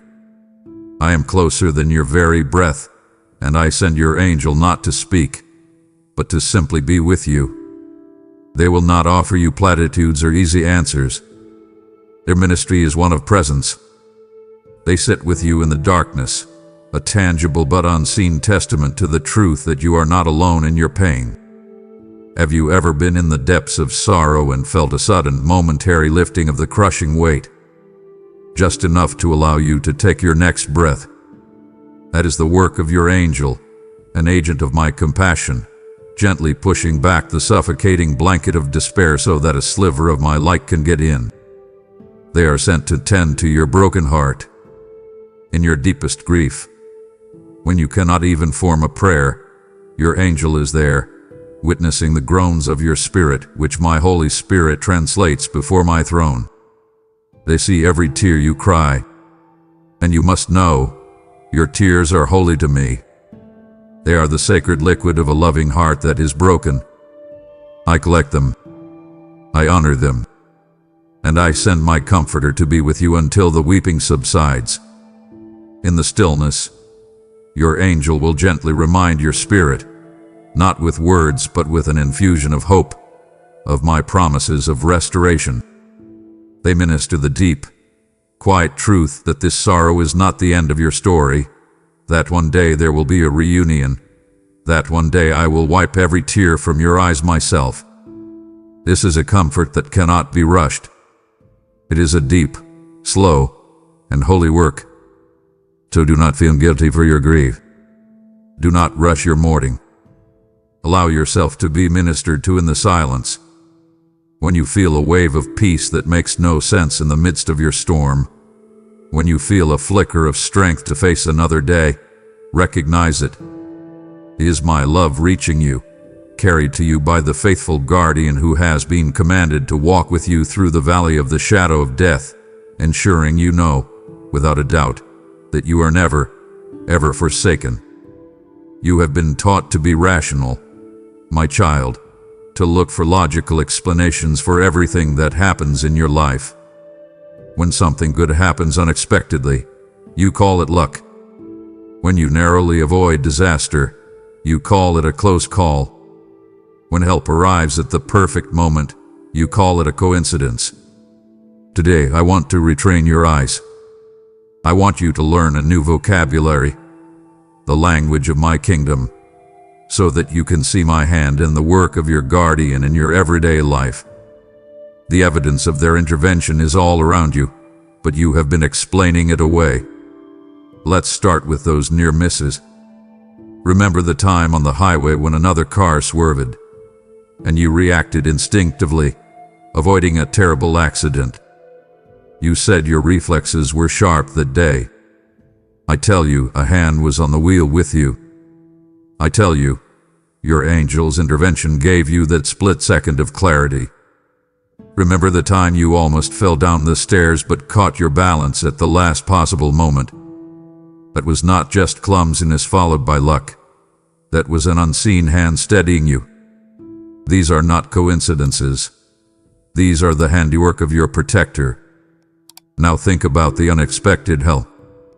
That time you were stranded with a flat tire, and a stranger pulled over who just happened to have the right tool and the kindness to help.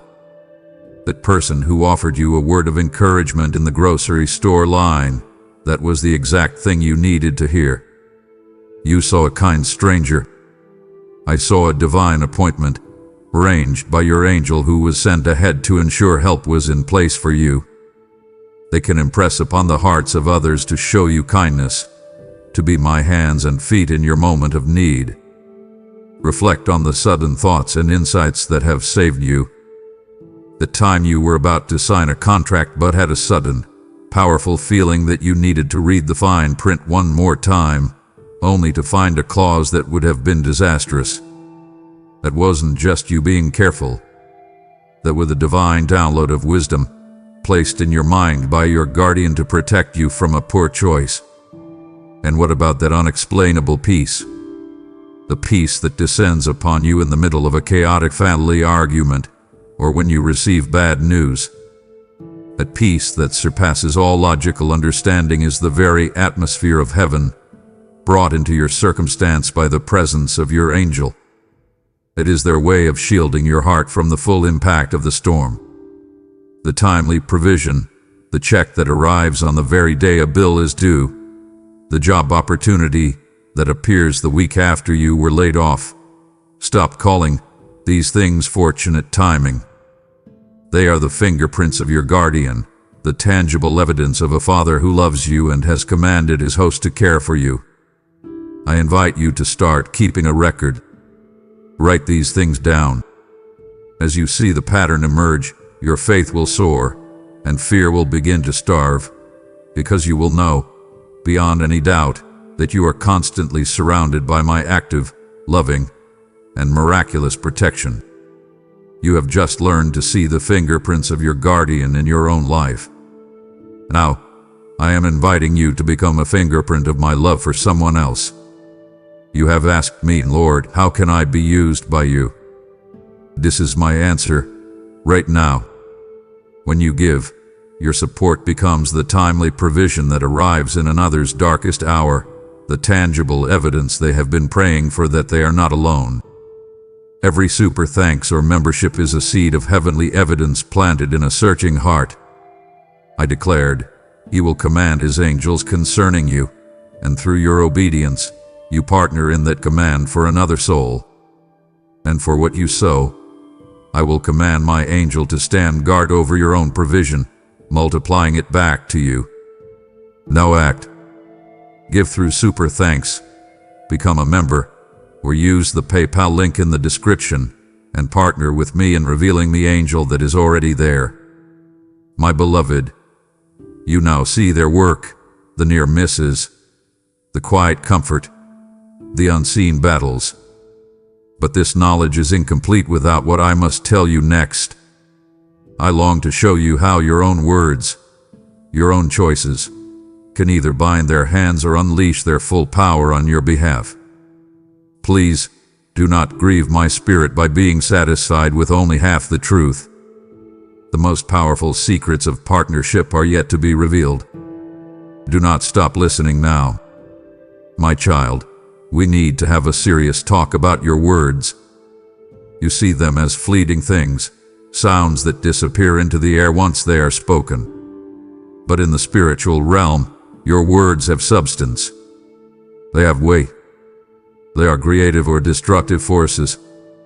And this is a truth you must grasp, because your angel, the powerful warrior I have assigned to you, is always listening. Your words give them their mandate. You are a child of the King, and your words carry a royal authority you barely understand. When your heart is filled with fear and you speak that fear out loud, I'm never going to get through this. This sickness will probably be the end of me. I'll never get out of this debt. My family is a hopeless mess. You may think you are just venting or being realistic, but what you are actually doing is tying the hands of your angelic helper. You are giving a command that is in direct opposition to my will and my promises.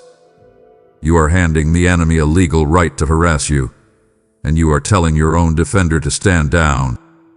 It grieves my heart to see you disarm your own protection with the words of your own mouth. You are siding with the problem instead of siding with me, the solution. But oh, when you choose to change what you say, everything shifts. When, in the face of impossible circumstances, you choose to speak my promises, you unleash a mighty power. When you feel sick but you declare, by his stripes, I am healed, you are not denying your symptoms, you are declaring a higher truth.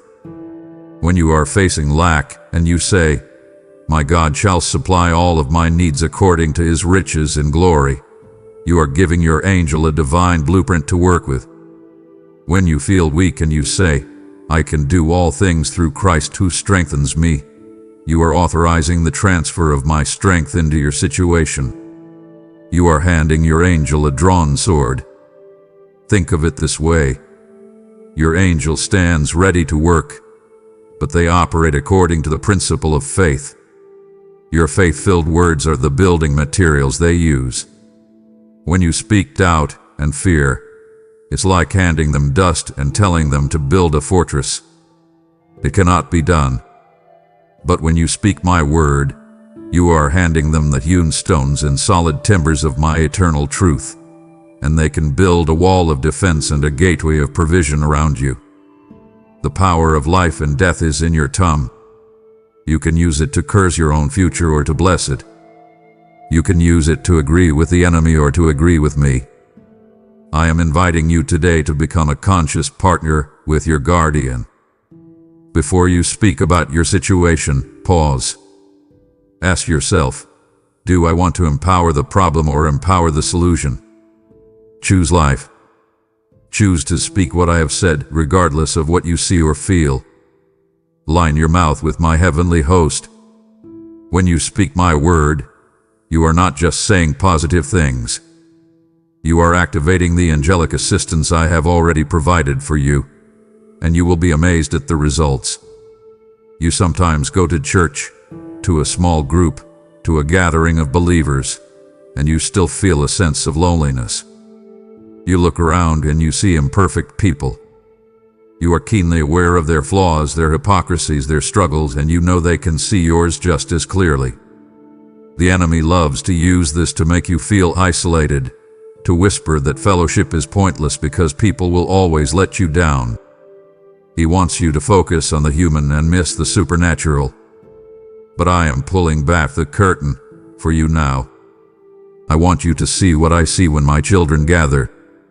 It is never just a few people in a room. When you assemble in my name, a mighty, formidable host of angels gathers with you.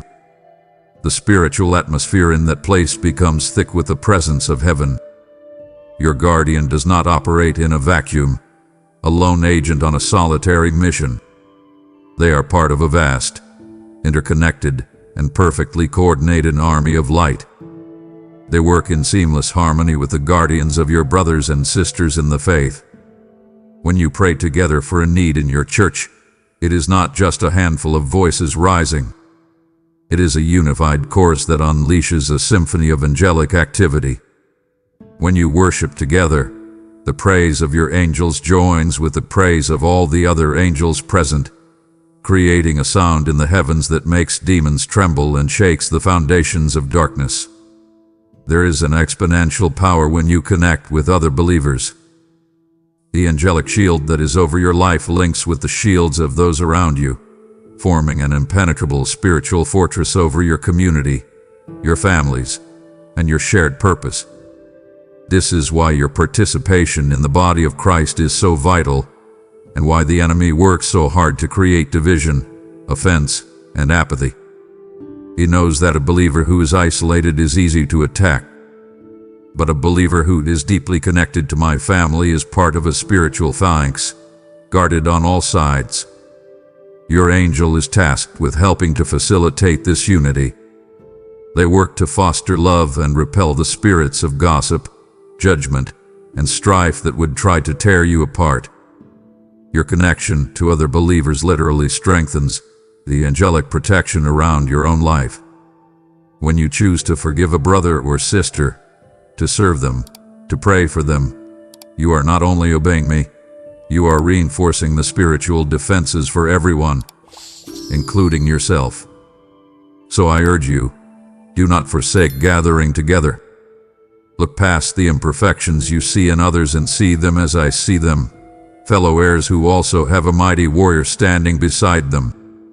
Connect with them, love them, and serve them. For in doing so, you step into a level of angelic protection and power that you can never access on your own. My child, I know there are seasons in your life when your mind feels like a dense fog. You can't think straight. You try to make a decision, but your thoughts are a tangled, chaotic mess. Every option seems fraught with risk, and the path forward is completely obscured. You feel paralyzed, unable to move, terrified of making the wrong choice. The enemy loves to create this spiritual and mental fog. He knows that if he can keep you confused, he can keep you stagnant. He floods your mind with what ifs, with the opinions of others, with the fears from your past, until my quiet voice is drowned out by the noise. In these moments of profound uncertainty, you must remember that your angel has a specific assignment: to be your guide through the confusion. They are tasked with untangling the knots of confusion that the enemy weaves. Think of their work like this: in a dark and cluttered room, you cannot find your way. But your angel comes in with a powerful, focused flashlight. They don't necessarily light up the whole room at once. That might be overwhelming. But they shine a direct, clear beam of my truth on your specific situation, illuminating just the next step you need to take. Their job is to bring clarity, not always to reveal the entire 10-year plan, but to show you how to navigate the next 24 hours. They are there to help you distinguish my voice from the many competing noises. My spirit speaks with peace, with stillness, with a quiet confidence. Fear screams. Pride boasts. The enemy accuses. Your angel helps you filter out those other voices so you can tune into the frequency of my spirit. Have you ever been wrestling with a problem for days, and then, in a moment of quiet, the solution suddenly becomes breathtakingly simple and obvious? You have a moment where the confusion just lifts, and you know exactly what to do. You might think your brain finally figured it out. I tell you, that is often the work of your angel, cutting through the fog with the sword of my truth at my command. When you feel lost, and you sincerely ask me for clarity, I will dispatch that understanding to you through them. They can bring a specific verse of scripture to your mind that speaks directly to your problem. They can prompt you to have a conversation with a wise friend. They can give you that deep, internal witness of peace that confirms the right path. So when you find yourself in that fog of confusion, stop striving. Stop trying to figure it all out on your own. Find a quiet place and simply say, "Father, I am lost. I need your clarity. I ask you to send my angel to cut through this confusion and show me the next step." And wait. We still expect an answer. It may come as a sudden insight, a renewed sense of peace, or a piece of scripture that leaps off the page. However it comes, know that you have a divinely appointed compass, a heavenly guide, whose entire purpose in that moment is to help you find your way out of the fog and back onto the clear, solid path I have for you. Let's talk about something very real that weighs on your heart: your finances. I see you at the kitchen table late at night, looking at the bills, the numbers in your bank account not matching the numbers on the paper. The fear of not enough can be a suffocating presence. It steals your joy, strains your relationships, and tries to choke out your faith. In your desperation, you pray for a miracle, for money to just fall from the sky.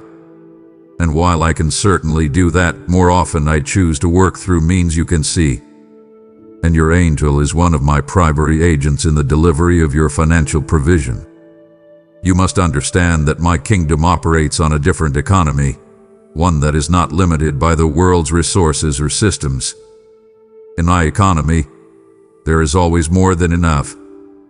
Your angel operates within this heavenly economic system on your behalf. They are involved in aligning circumstances, opening doors, and moving resources to meet your needs.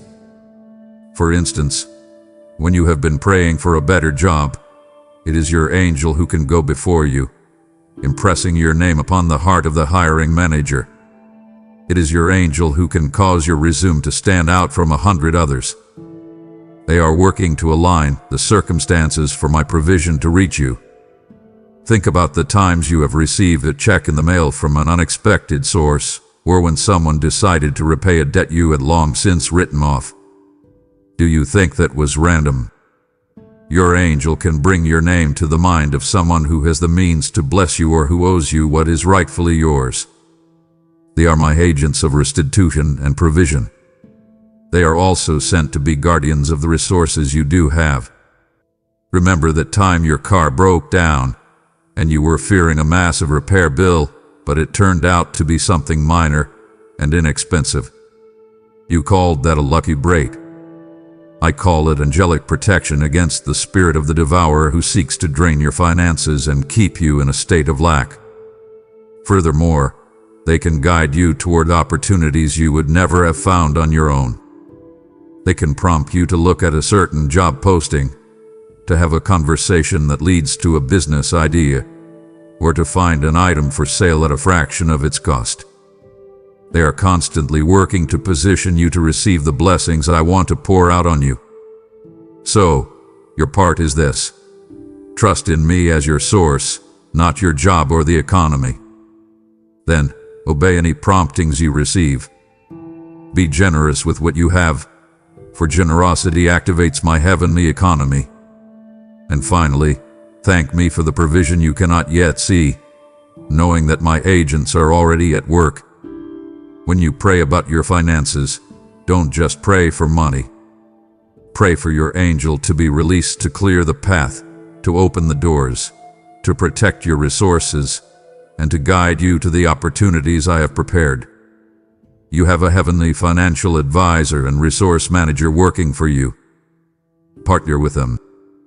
My child, when you fall, when you make a mistake, when you knowingly choose a path that is not mine, I know the voice that you hear first.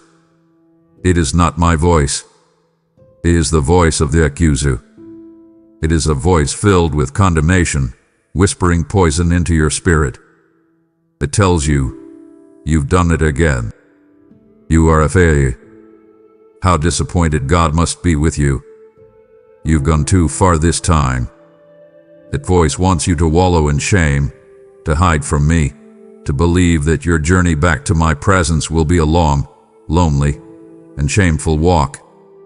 But I tell you today, that is the greatest lie from the pit of hell. It is the complete and utter opposite of heaven's reality.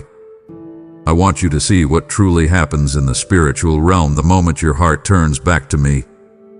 The very instant you whisper, even in your heart, "Father, I am so sorry. I was wrong. Please forgive me," something spectacular happens. A cheer erupts throughout the courts of heaven. A wave of joy washes over the entire celestial realm. My word tells you there is more rejoicing in heaven over one sinner who repents than over 99 righteous persons who need no repentance. This is not a quiet, polite golf clap. This is a loud, unrestrained, festival celebration. And at the very heart of that celebration is your guardian angel. Think of it, my child. This is the being who has watched over you from your first breath. They have seen your struggles. They have felt the grief of your wrong choices. They have fought for you, defended you, and agonized when you have chosen pain over peace. So when you choose to come home, their joy is personal. It is profound. It is intense. Your victory is their victory. Your freedom is their freedom. Your repentance reaffirms the entire purpose of their sacred watch over you. He is the fulfillment of their deepest desire for your life. That shame you feel, it is not from me. That is a tool of the enemy to keep you from experiencing the joy of your own restoration. I have cast your sin as far as the east is from the west, and I remember it no more. And your angel celebrates that reality. Never, ever think that your repentance is a small, private, insignificant matter. It is a universe-shaking event. It is a victory that resounds through eternity. It causes a party in my kingdom. So, cast off that spirit of heaviness and shame. When you repent, do not come to me cowering. Come to me with the confidence of a beloved child who knows they are running into the arms of a father who had been waiting and longing for their return. Your fresh start is a festival for your guardian. They rejoice not because you were perfect, but because you have embraced the perfection of my forgiveness and grace. Let the joy of heaven become your own joy. Celebrate your own return, for all of heaven is celebrating with you. We are drawing closer to the very heart of what I want for you, my child. You now understand how heaven celebrates you, how provision is arranged for you, how community strengthens you. But this is the turning point.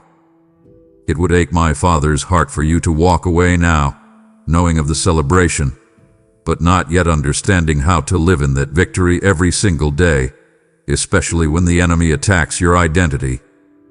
I have so much more to give you. I implore you, stay. Your body, my child, is a wonder. It is not just a collection of cells and systems. It is the precious temple I have designed for my own Holy Spirit to dwell in. I care about it deeply. I am Jehovah Rapha, the Lord who heals you. My ultimate desire is for you to walk in divine health. But you live in a fallen world where sickness and disease exist. And just as I use doctors, nutrition, and medicine as tools in my hand, I also use my angels as ministers of my healing power. You must expand your understanding of how I care for your physical well-being. Your guardian angel has a role in protecting your physical health. They can literally stand guard over your body, shielding you from viruses, bacteria, and accidents. How many times have you been around people who were sick, yet you did not catch what they had? How many times has a stomach bug that swept through your office or your children's school completely passed you by? You may call it a strong immune system. And I thank you for stewarding your body well. But often, it is also an active, angelic guard deflecting the arrows of sickness before they can strike. Furthermore, when you are under medical care, they are intimately involved. When you pray for wisdom for your doctors, I send my angel to assist them. They can sharpen the mind of a physician to help them arrive at the correct diagnosis. They can guide the hands of a surgeon during a delicate procedure. They can bring a new study or treatment option to a doctor's attention that is perfect for your situation. I urge you, when you are facing a medical issue, pray not just for your own healing, but for angelic assistance for the entire medical team that is caring for you. Ask me to dispatch my heavenly ministers to guide their thoughts and their hands. There is also a spiritual dimension to sickness that the world does not recognize. The spirits of fear, chronic stress, anxiety, and unforgiveness can release toxins into your body that manifest as real, physical ailments. Your angel is a warrior who combats these spiritual roots of infirmity.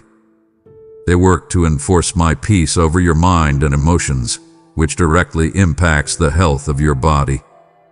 When you are ill and fighting to get well, they are commanded to minister strength and supernatural endurance to your physical form, helping you to persevere through the healing process.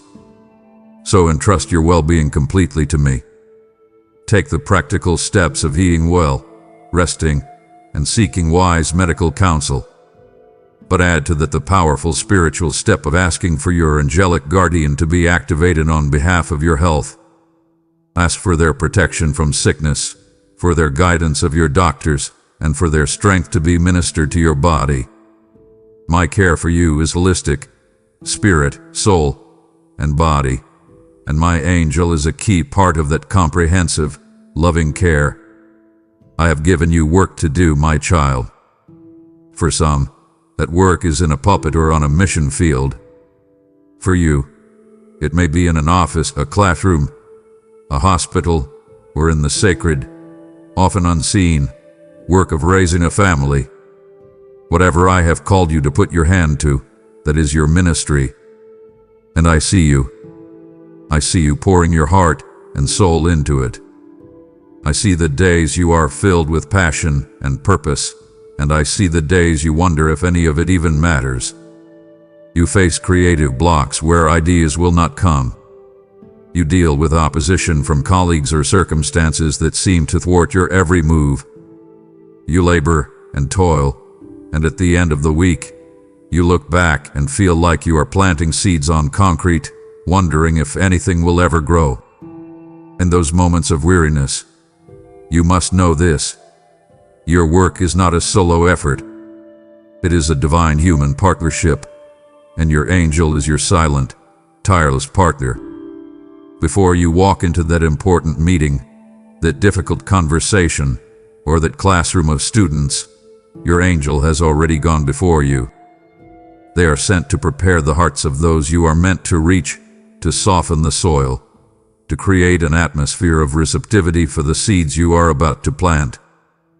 That brilliant idea that flashes into your mind during a brainstorming session, that perfect solution to a problem that seemed impossible just moments before. Do you truly believe that just came from an exhausted corner of your own mind? Often, my child, that is a download of divine inspiration, a creative strategy delivered directly to you by your guardian to help you fulfill the task I have set before you. They are also your protector in your work. They stand guard against the spiritual opposition that seeks to sabotage your efforts. The enemy desires to bring confusion to your projects, to create strife among your team, to steal the fruit of your labor. Your angel is a warrior who pushes back against these forces, creating a shield of divine order around your work so that it can prosper. And they are tasked with multiplying the results. You see only the small seed you planted, the one act of kindness, the one project completed with integrity, the one person you encouraged. But your angel is at work behind the scenes, helping to water that seed, to cause it to grow into something far greater than you could ever imagine. The fruit of your labor is being multiplied for my kingdom in ways you will not fully understand until you are home with me. So do not grow weary in doing good. Your labor is not in vain. You are not just working a job, you are co-laboring with a heavenly being. Acknowledge their presence. Ask for their assistance, for their creativity, for their protection over your efforts. You will find a new strength and a new effectiveness, knowing that you never, ever work alone. There is no prayer you pray with more passion, no burden you carry with more weight than the one you carry for your family. My child, I see the landscape of your heart. I see your deep, fierce love for your spouse, for your parents, for your children. And I see the fear that is intertwined with that love. You worry about your children when they are out of your sight, navigating a world that is filled with dangers both seen and unseen. You feel the subtle tensions that can creep into a home, the spirits of strife and misunderstanding that try to steal your peace and sever your bonds of unity. You lie awake at night praying for their protection, for their salvation, for their future. You feel the immense responsibility, the truth that you cannot be everywhere at once to protect them. And I am here to tell you, you are right, you cannot. But I can. And my promise of angelic protection extends to your entire household. Understand this clearly. I have stationed a heavenly guard over your loved ones. Just as you have a personal guardian, I have assigned an angel to watch over the unity, the peace, and the very atmosphere of your home. They are tasked with repelling the spiritual forces of anger, division, bitterness, and rebellion that try to gain a foothold. When you pray for peace in your home, you are giving this angel a direct command to enforce my peace within your four walls. When you feel a sudden shift, when an argument that was escalating suddenly diffuses, that is often the result of their powerful, peacemaking presence. And for your children, oh my beloved, especially for your children, your guardian angel works in concert with the angels I have assigned to them.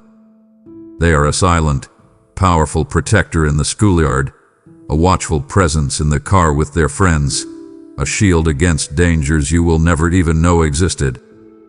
They stand guard over them, body, soul, and spirit. Your prayers for your family are not just hopeful wishes sent up into the sky. They are powerful, legal commissions in the spiritual realm. When you pray for your child's safety, you are activating their guardian angel.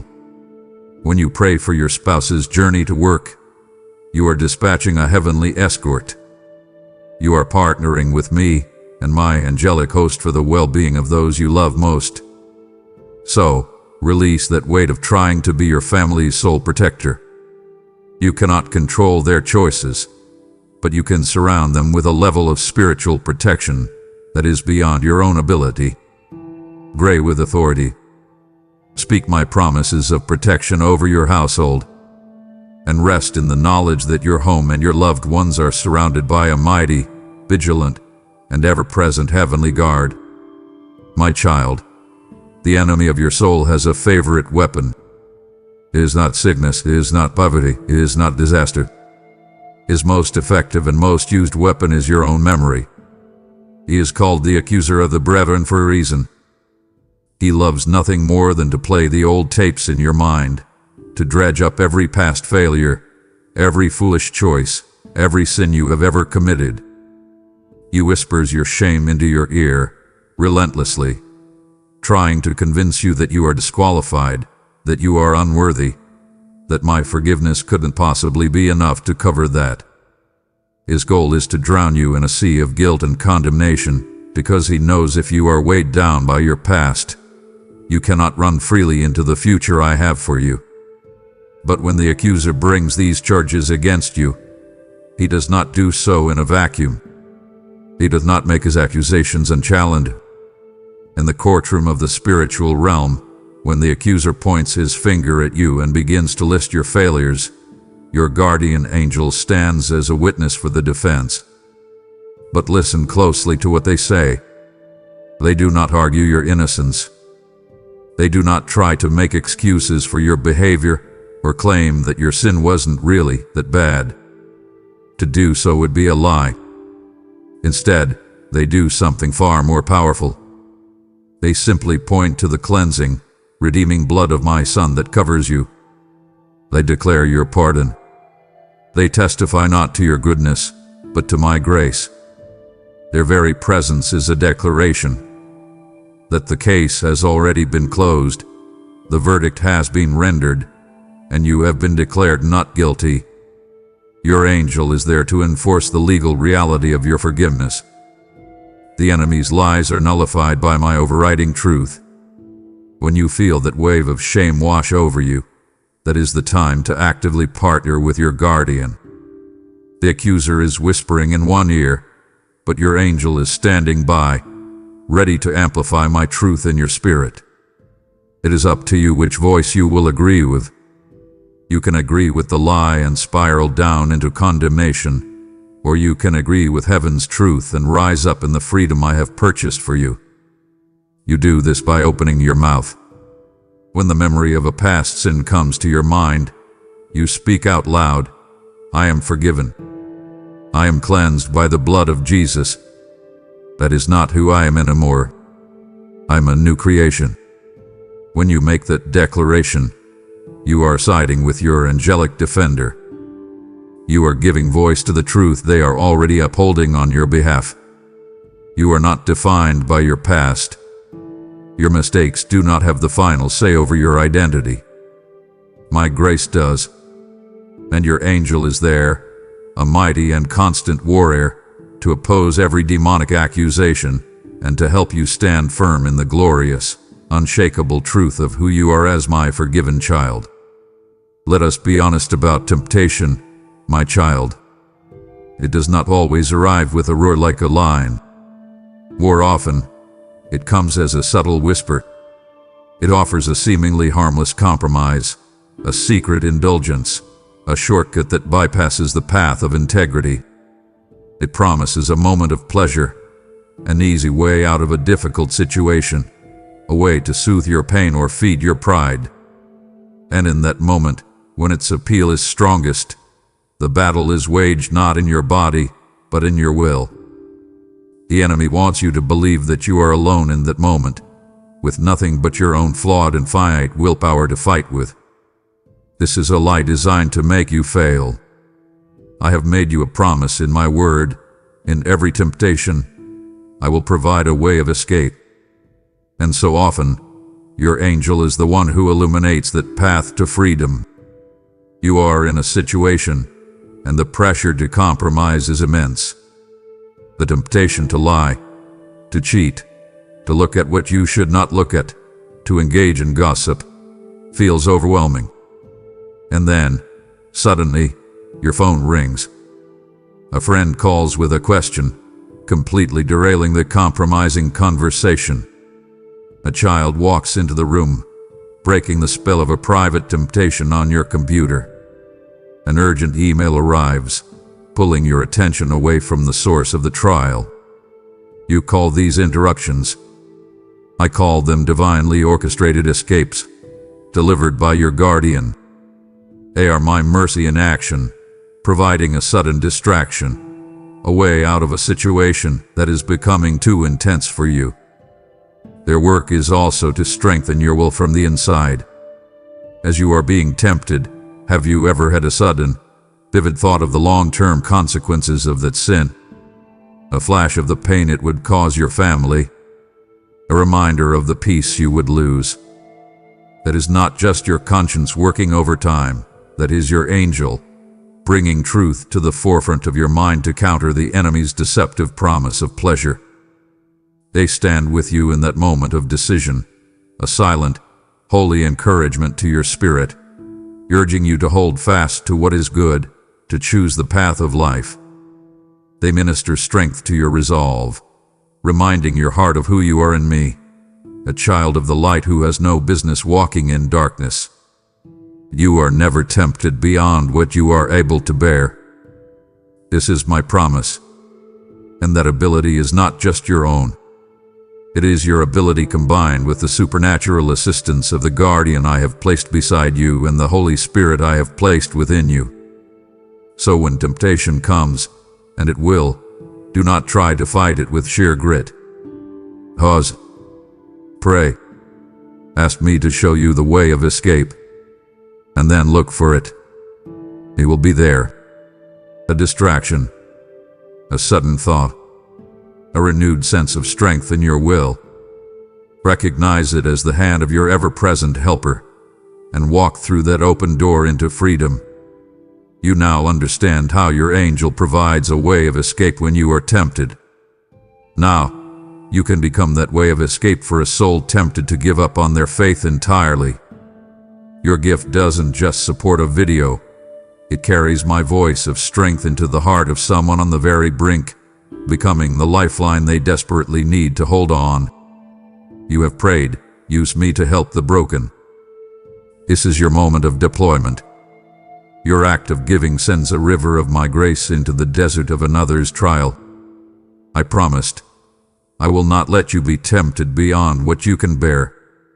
Watch as I use your gift to fulfill that very promise for another.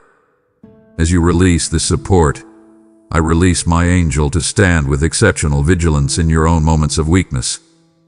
Now obey. Use super thanks, join as a member, or find the PayPal link in the description. Be the answer to another's prayer. You now see how the battle is waged in the most practical parts of your life. Your health, your family, your moments of temptation. Do you feel the urgency? To stop listening now would be like a soldier leaving the armory with his shield, but not his sword. It would grieve me to see you go out into tomorrow's battles only half-equipped. I must show you how your obedience and your worship complete your defense. Let me arm you fully. Continue to listen. My child, we have talked about the mighty work your angel does on your behalf, protecting, guiding, strengthening, and defending you. And now, we must talk about your part in this partnership. It is a simple, yet profoundly powerful concept. Your obedience to my commands allows your angel to operate with maximum freedom and effectiveness in your life. Disobedience, on the other hand, can hinder them, grieve them, and make their sacred task infinitely more difficult. I want you to imagine you have been assigned a skilled and powerful personal bodyguard. Their one mission is to keep you safe. Now, imagine they have given you clear instructions. Do not walk down that dark alleyway. It is dangerous. Do not associate with that group of people. They mean you harm. Do not get into that vehicle. Its brakes are faulty. If you heed their warnings, you walk in safety and peace. They can focus on unseen threats and on clearing the path ahead. But if you choose to ignore them, if you willfully walk into the dangerous alley, you have not dismissed your bodyguard. They will still rush in to fight for you, but you have made their job 100 times harder. You have invited a battle that was completely unnecessary, and you may suffer wounds in the process that were never my will for you. This is a picture of how your obedience or disobedience affects your angel. When you walk in my ways, you are walking in perfect step with your guardian. Their mission and your mission are aligned. When I command you to forgive, and you choose to obey and release that person who hurt you, you give your angel the legal authority to dismantle the spiritual strongholds of bitterness and unforgiveness that the enemy was trying to build in your life. When I command you to be generous, and you obey by giving cheerfully, you release your angel to operate freely in the heavenly economy on your behalf, opening the floodgates of my provision. When you choose to walk in sexual purity, you allow your angel to maintain a shield of holiness around you that repels spirits of lust and perversion. Every act of obedience clears the path for their work and strengthens the spiritual defenses around you. Conversely, when you choose to harbor bitterness, you are essentially inviting a spirit of strife to sit at your table, forcing your angel to constantly be in a defensive battle inside your own home. When you choose greed, you hinder their ability to bring you true prosperity. A life of obedience is not, as the world thinks, a life of boring restriction. It is a life of maximum spiritual power and freedom. It is a life of seamless, joyful partnership with the heavenly being I have assigned to you. They rejoice when you choose the path of righteousness, not because it earns you my love, but because it positions you to receive all the blessings and protection I am longing to give you. So see my commands not as restrictive rules, but as wise strategies for a victorious life. Walk in them, and you will experience the fullness of the angelic assistance I have so lovingly provided. My child, let me take you into the throne room of heaven for a moment. The reality there is a constant, unending chorus of praise. Beings of unimaginable glory and power have one primary occupation: to declare my worth, my holiness, and my love. Your guardian angel is a part of this celestial symphony. Their very existence, their every breath, is an act of worship. Now, I want you to understand what happens when you, on earth, lift your voice in praise. You are in your car, singing along to a worship psalm, tears streaming down your face. You are in your room, hands lifted, your heart overflowing with gratitude for a prayer I have answered. In those moments, you feel it is an intimate exchange between just you and me. And in a beautiful, profound way it is. But I want to expand your vision. You are never, ever just singing alone. The moment you begin to genuinely worship me, your guardian, whose natural state is one of perpetual adoration, joins their voice with yours.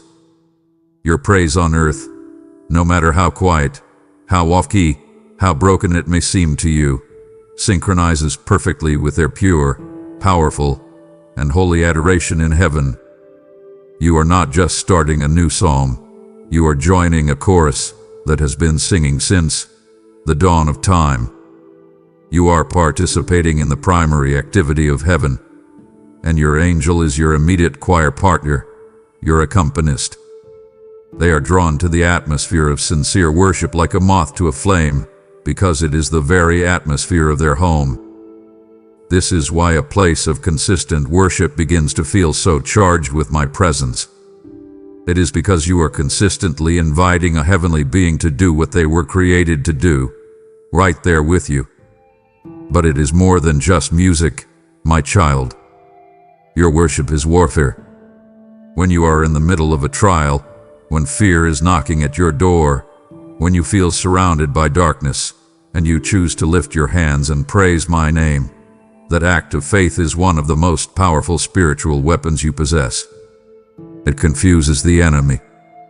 It declares that your circumstances do not have the final say, that I do. And in that moment of defiant praise, your angel joins you in battle. They wield the power of your worship like a shining sword, pushing back the forces of darkness, clearing the spiritual air around you. Many of your greatest victories will not be won by striving, but by surrendering in praise. So, worship me. Worship me when you feel like it, and worship me when you don't. Know that each time you do, you are stepping into the eternal, joining your voice with the mighty being I have placed beside you, and engaging in an act that changes both the atmosphere on earth and the course of your battles. When you are in a trial, my child, your perspective is necessarily limited. When you are in the fire, all you can feel is the intense heat. When you are in the storm, all you can see are the crashing waves. Your heart cries out, "Why, Father? Why is this happening? Have you forgotten me?" You see the pain, the injustice, the confusion. Your view is from inside the furnace, and I understand that. But I want to give you a glimpse of the trial from a different perspective, the perspective of your guardian angel. They do not see the trial as you do. They see the trial as I do. Your guardian does not see a meaningless tragedy. They see a divine purpose. They are not wringing their hands in despair over your situation, because they are privy to my sovereign plan. They see the master craftsman, me, at work. They know that the fire you are feeling is not meant to destroy you, but to purify you. They see the gold of your faith, being separated from the dross of your fear and insecurity. They see the character of my Son being forged in you through the heat of adversity. Their presence with you in the trial is a constant, silent promise that this situation is under my complete control. They are there to ensure that the trial achieves my purpose, which is always for your good, and that it does not go 1 degree hotter or 1 second longer than I have ordained. Think of a sculpture with a block of marble. To an outside observer, the process is violent. The hammer strikes. The chisel chips away pieces of the stone. It looks like destruction. But the sculptor has a vision in mind, a beautiful statue waiting to be revealed. Your angel sees the vision I have for you. They see the masterpiece you are becoming. So while you feel the sharp blows of the trial, they see the parts of you that are not like me being chipped away. The pride, the self-reliance, the hidden sin. They are not distressed by the process, because they can see the beautiful result I am bringing forth. Their presence is your assurance that you will not be left as a broken block of stone, but will emerge from this more beautiful, more strong, more like me than ever before. They are there to help you endure. They minister strength to you, not necessarily to remove you from the trial, but to help you walk through it with grace and courage. They whisper an eternal perspective to your spirit, reminding you that this momentary affliction is achieving for you an eternal glory that far outweighs it all. So when you are in the fire and your heart is breaking, remember this. The being standing beside you is not panicking. They are at perfect peace because they see the end from the beginning. They see my hand, and their calm, steady presence is a gift to you, an anchor for your soul, a promise that this trial has a divine and glorious end. My child, you have experienced this even if you could not put a name to it. You have walked into a room where an argument just took place, and even though it is now silent, you can feel the tension, the anger, hanging in the air like a thick smoke. The spiritual atmosphere is real. In the same way, have you ever been in a moment of complete and utter chaos? Perhaps your children are screaming, the phone is ringing, and you've just received bad news, and suddenly, a wave of inexplicable peace washes over your soul. A calm that makes no logical sense given the circumstances. You may have dismissed it as a fleeting emotional shift. It is not.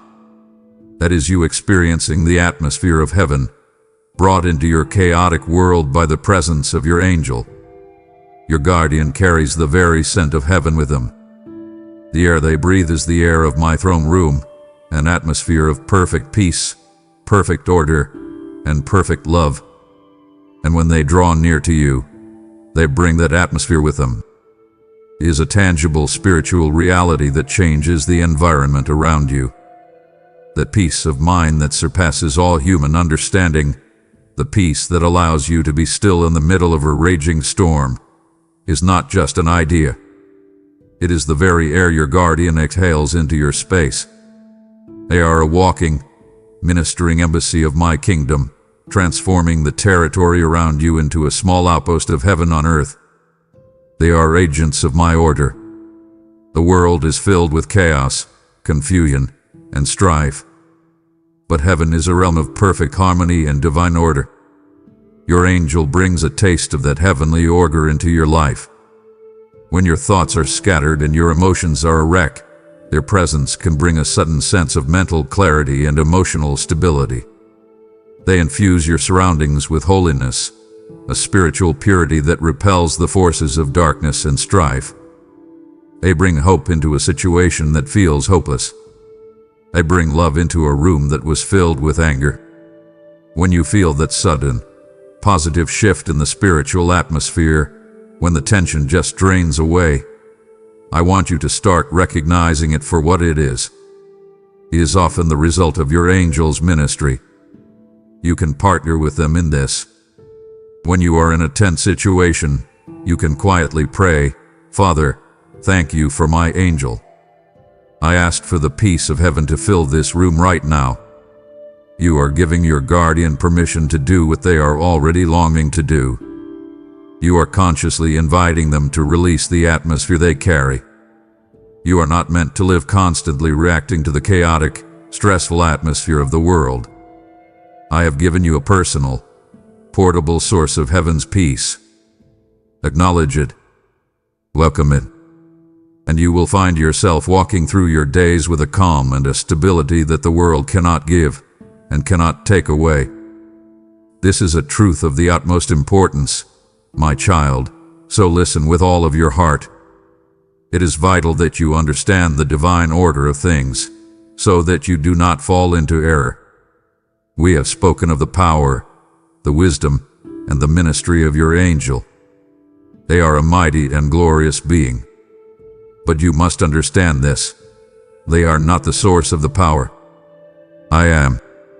And your angel does not operate on their own authority or initiative, They operate in perfect, joyful, and absolute submission to my Holy Spirit, the very same Spirit that I have placed to live inside of you. Do not ever be tempted to worship your angel or to pray to them. They would be horrified by this. Their greatest joy is to point you to me, to deflect all glory and honor to me and my Son. Your worship and your prayers belong to me, and me alone. The angel is a minister, a servant, a messenger.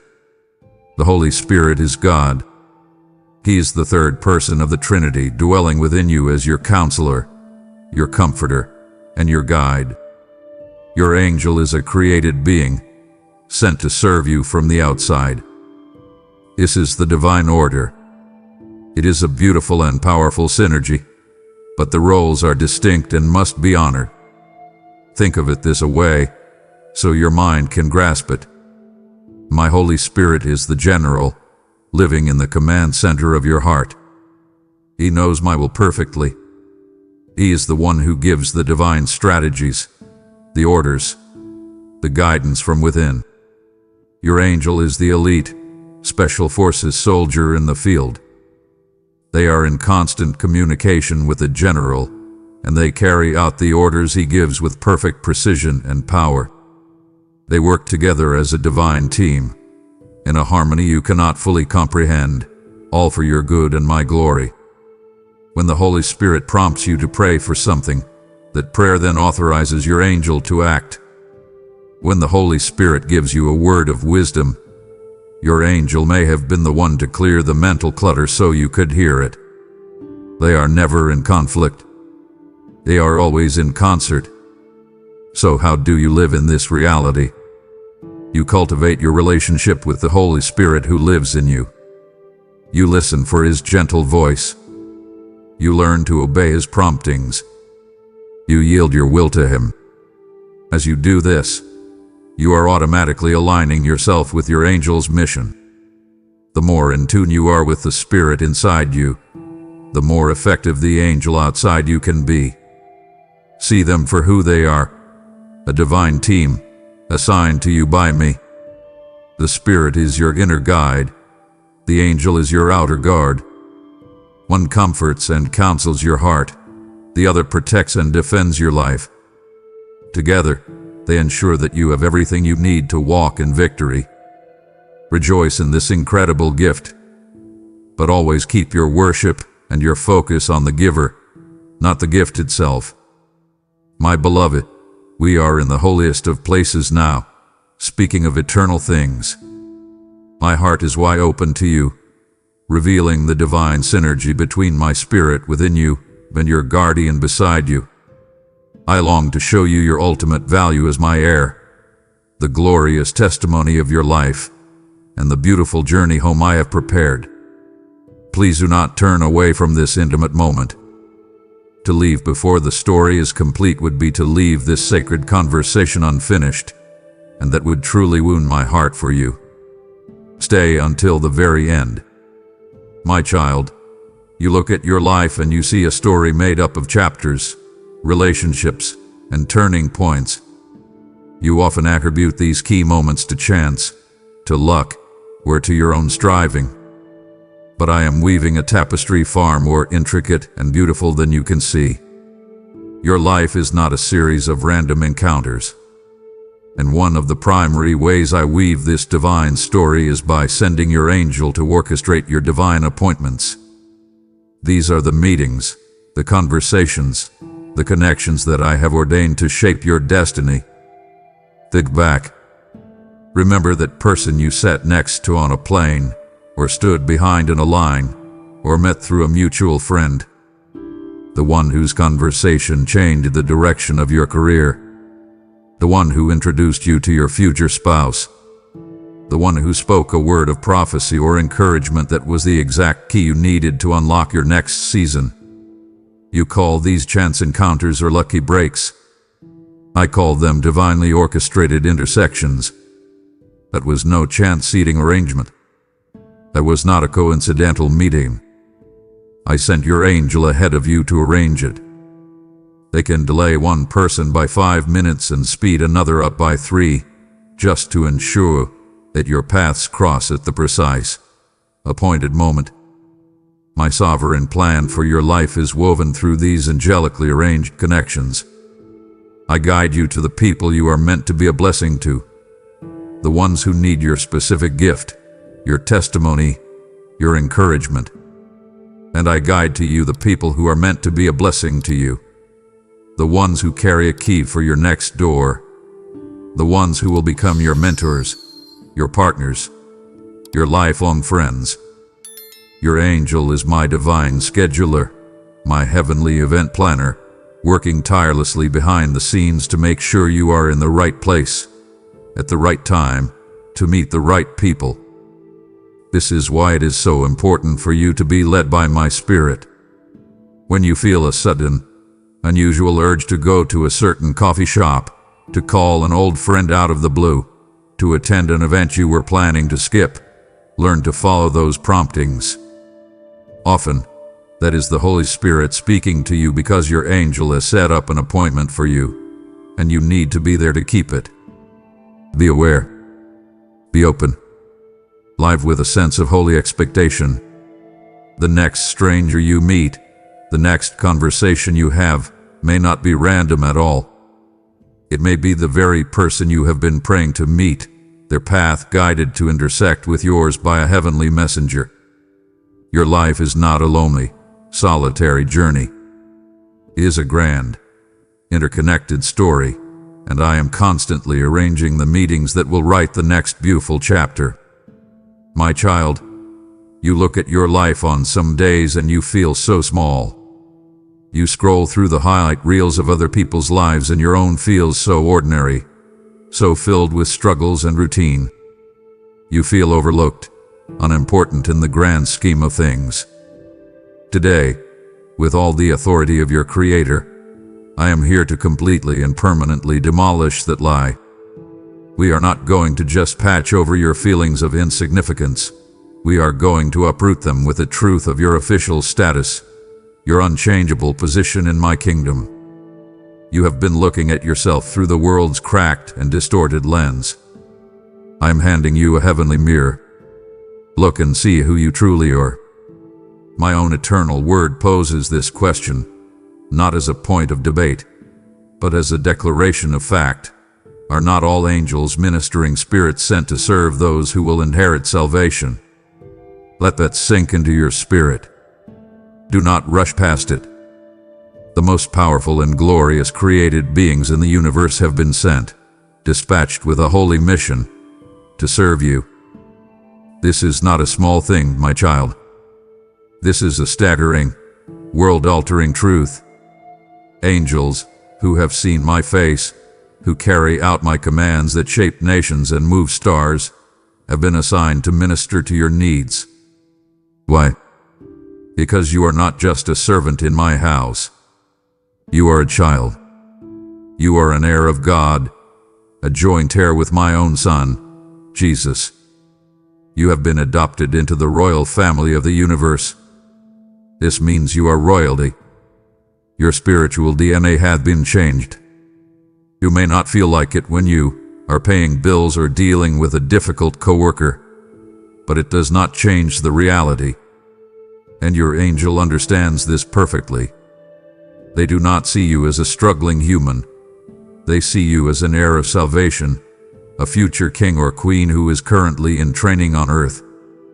They are a member of your celestial court, assigned by me, the King of all, to attend to you.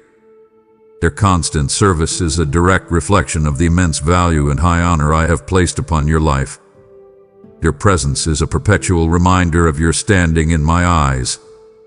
So, never again allow yourself to feel insignificant. Never again entertain the lie that your life doesn't matter. You have a heavenly minister, a powerful being of light and fire, assigned to you personally.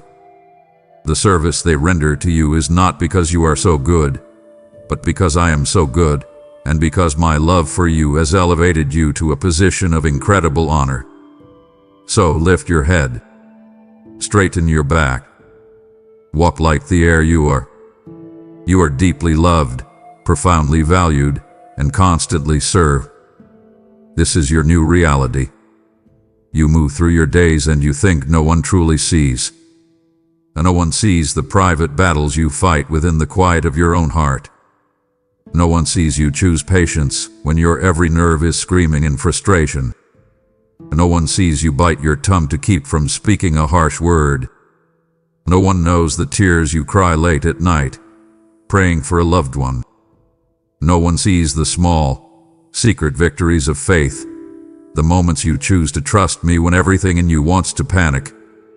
You feel that so much of your journey is invisible, unappreciated, unwitnessed. But you are profoundly wrong.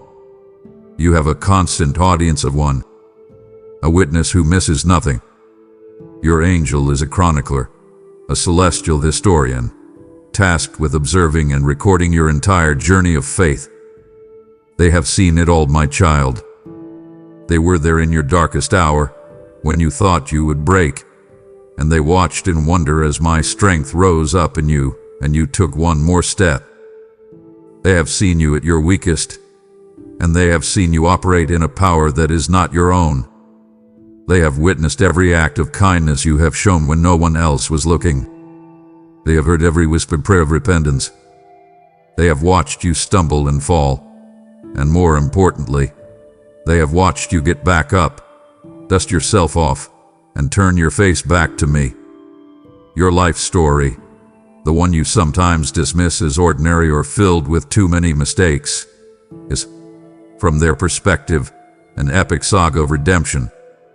It is a living, breathing testament to the power of my grace, and they have a front row seat. Your life brings me immense glory.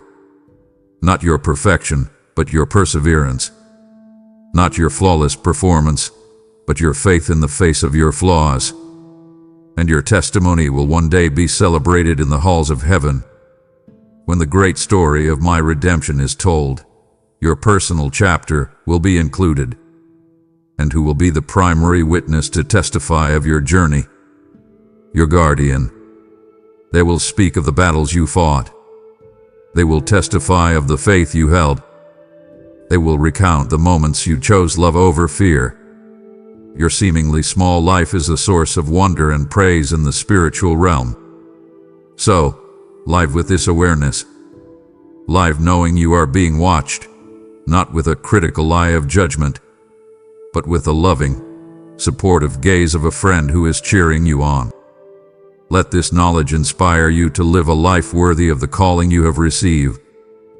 Make choices that will give your angel a reason to rejoice. Fight battles that will give them a testimony to share. Live a story of grace that they will be honored to tell for all of eternity. Your life is a theater, and the audience is heaven. Live it well, my beloved. Live it well. Every human heart, my child, at some point must contemplate the final journey. The world around you cloaks this moment in fear and shadow. It speaks of a lonely, uncertain passage into the unknown. It is the one journey, you are taught, that you must ultimately make all by yourself. And for those who do not know me, that is a terrifying truth. But I speak to you now, my own beloved child, to erase that fear from your heart completely. I promise you this with all of my love and authority. You will not be alone for a single second of that sacred transition. Your guardian angel, who was assigned to you at your first breath, has one final, glorious task to complete when you have drawn your last. When your earthly journey is complete, when your work is done, when you have fought the good fight and finished the race I have set before you, your faithful guardian will not leave your side. In that moment of transition, as your spirit separates from your earthly body, they will be right there. It is their final and most joyous duty. There will be no fear. There will be no confusion. There will be no darkness. They will be the one to take your spirit gently by the hand and escort you from this world of shadows into the land of eternal, brilliant, and breathtaking light. The friend who has watch over you in life will be the first face you see to welcome you into eternity. This is not a new promise. I gave this picture to you in my word. When the poor, faithful beggar Lazarus died, he was not left to find his own way. The scripture says he was carried by the angels into the comfort of Abraham's presence. That promise is for you. You will be carried. You will be escorted. It will be a triumphant, glorious procession. The warrior who fought for you in life will be your honor guard in your passage into glory. They will bring you home to me. Imagine that moment, my child. The being of light who hath been your unseen companion for your entire life will finally be visible to you in all their glory. And together, you will make that final, wonderful journey into my very presence, where I will be waiting for you with open arms. So, let this truth calm any fear of death that may linger in your heart. You do not have to dread that day. For a child of mine, it is not an end. It is a graduation. It is a coronation. It is a homecoming. And you have a personal, glorious escort who is already prepared for that day. They have been with you from the beginning, and they will be with you all the way to the end, and into the new, eternal beginning. My child, we have walked together through these deep and wonderful truths. Now, I need you to gather them all into your heart and hear this final, crucial instruction. This is not a beautiful story I have told you. This is not a fairy tale to soothe your fears for a fleeting moment. This is the bedrock reality of my kingdom. The presence and ministry of your guardian angel is more real than the chair you are sitting on, more substantial than the air you are breathing. It is a truth established in eternity, and it is your truth. So, the great question that remains is this: how, then, shall you live in light of this reality? I am not just giving you information. I am giving you an invitation to a whole new way of living. And with that invitation comes a command. I command you to live each day from this moment forward with the quiet, deep, unshakable confidence of one who is constantly protected, guided, and served by a mighty warrior from heaven. Let this knowledge become the foundation upon which you build your thoughts, your choices, and your responses.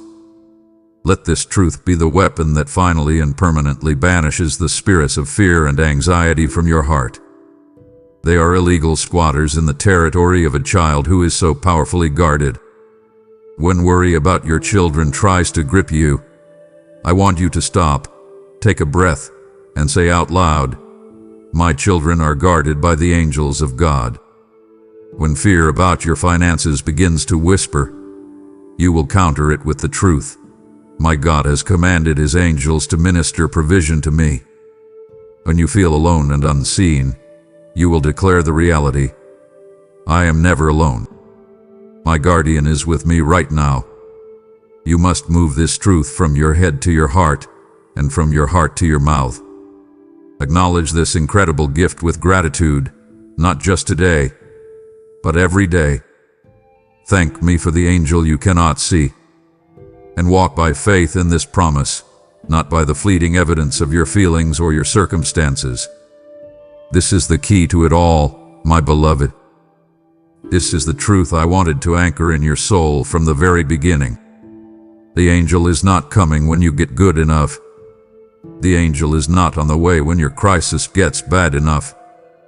The angel was not just a promise for people in the Bible. Hear my heart in this final declaration. The angel is already there. This has always been my truth for you. This has always been my gift to you. Now, go forth from this moment and live in this reality. Live freely, no longer bound by fear. Live courageously, no longer intimidated by the challenges ahead. For you are never, ever alone. My child, you have received the final, glorious truth. You are to live freely and courageously, for you are never alone.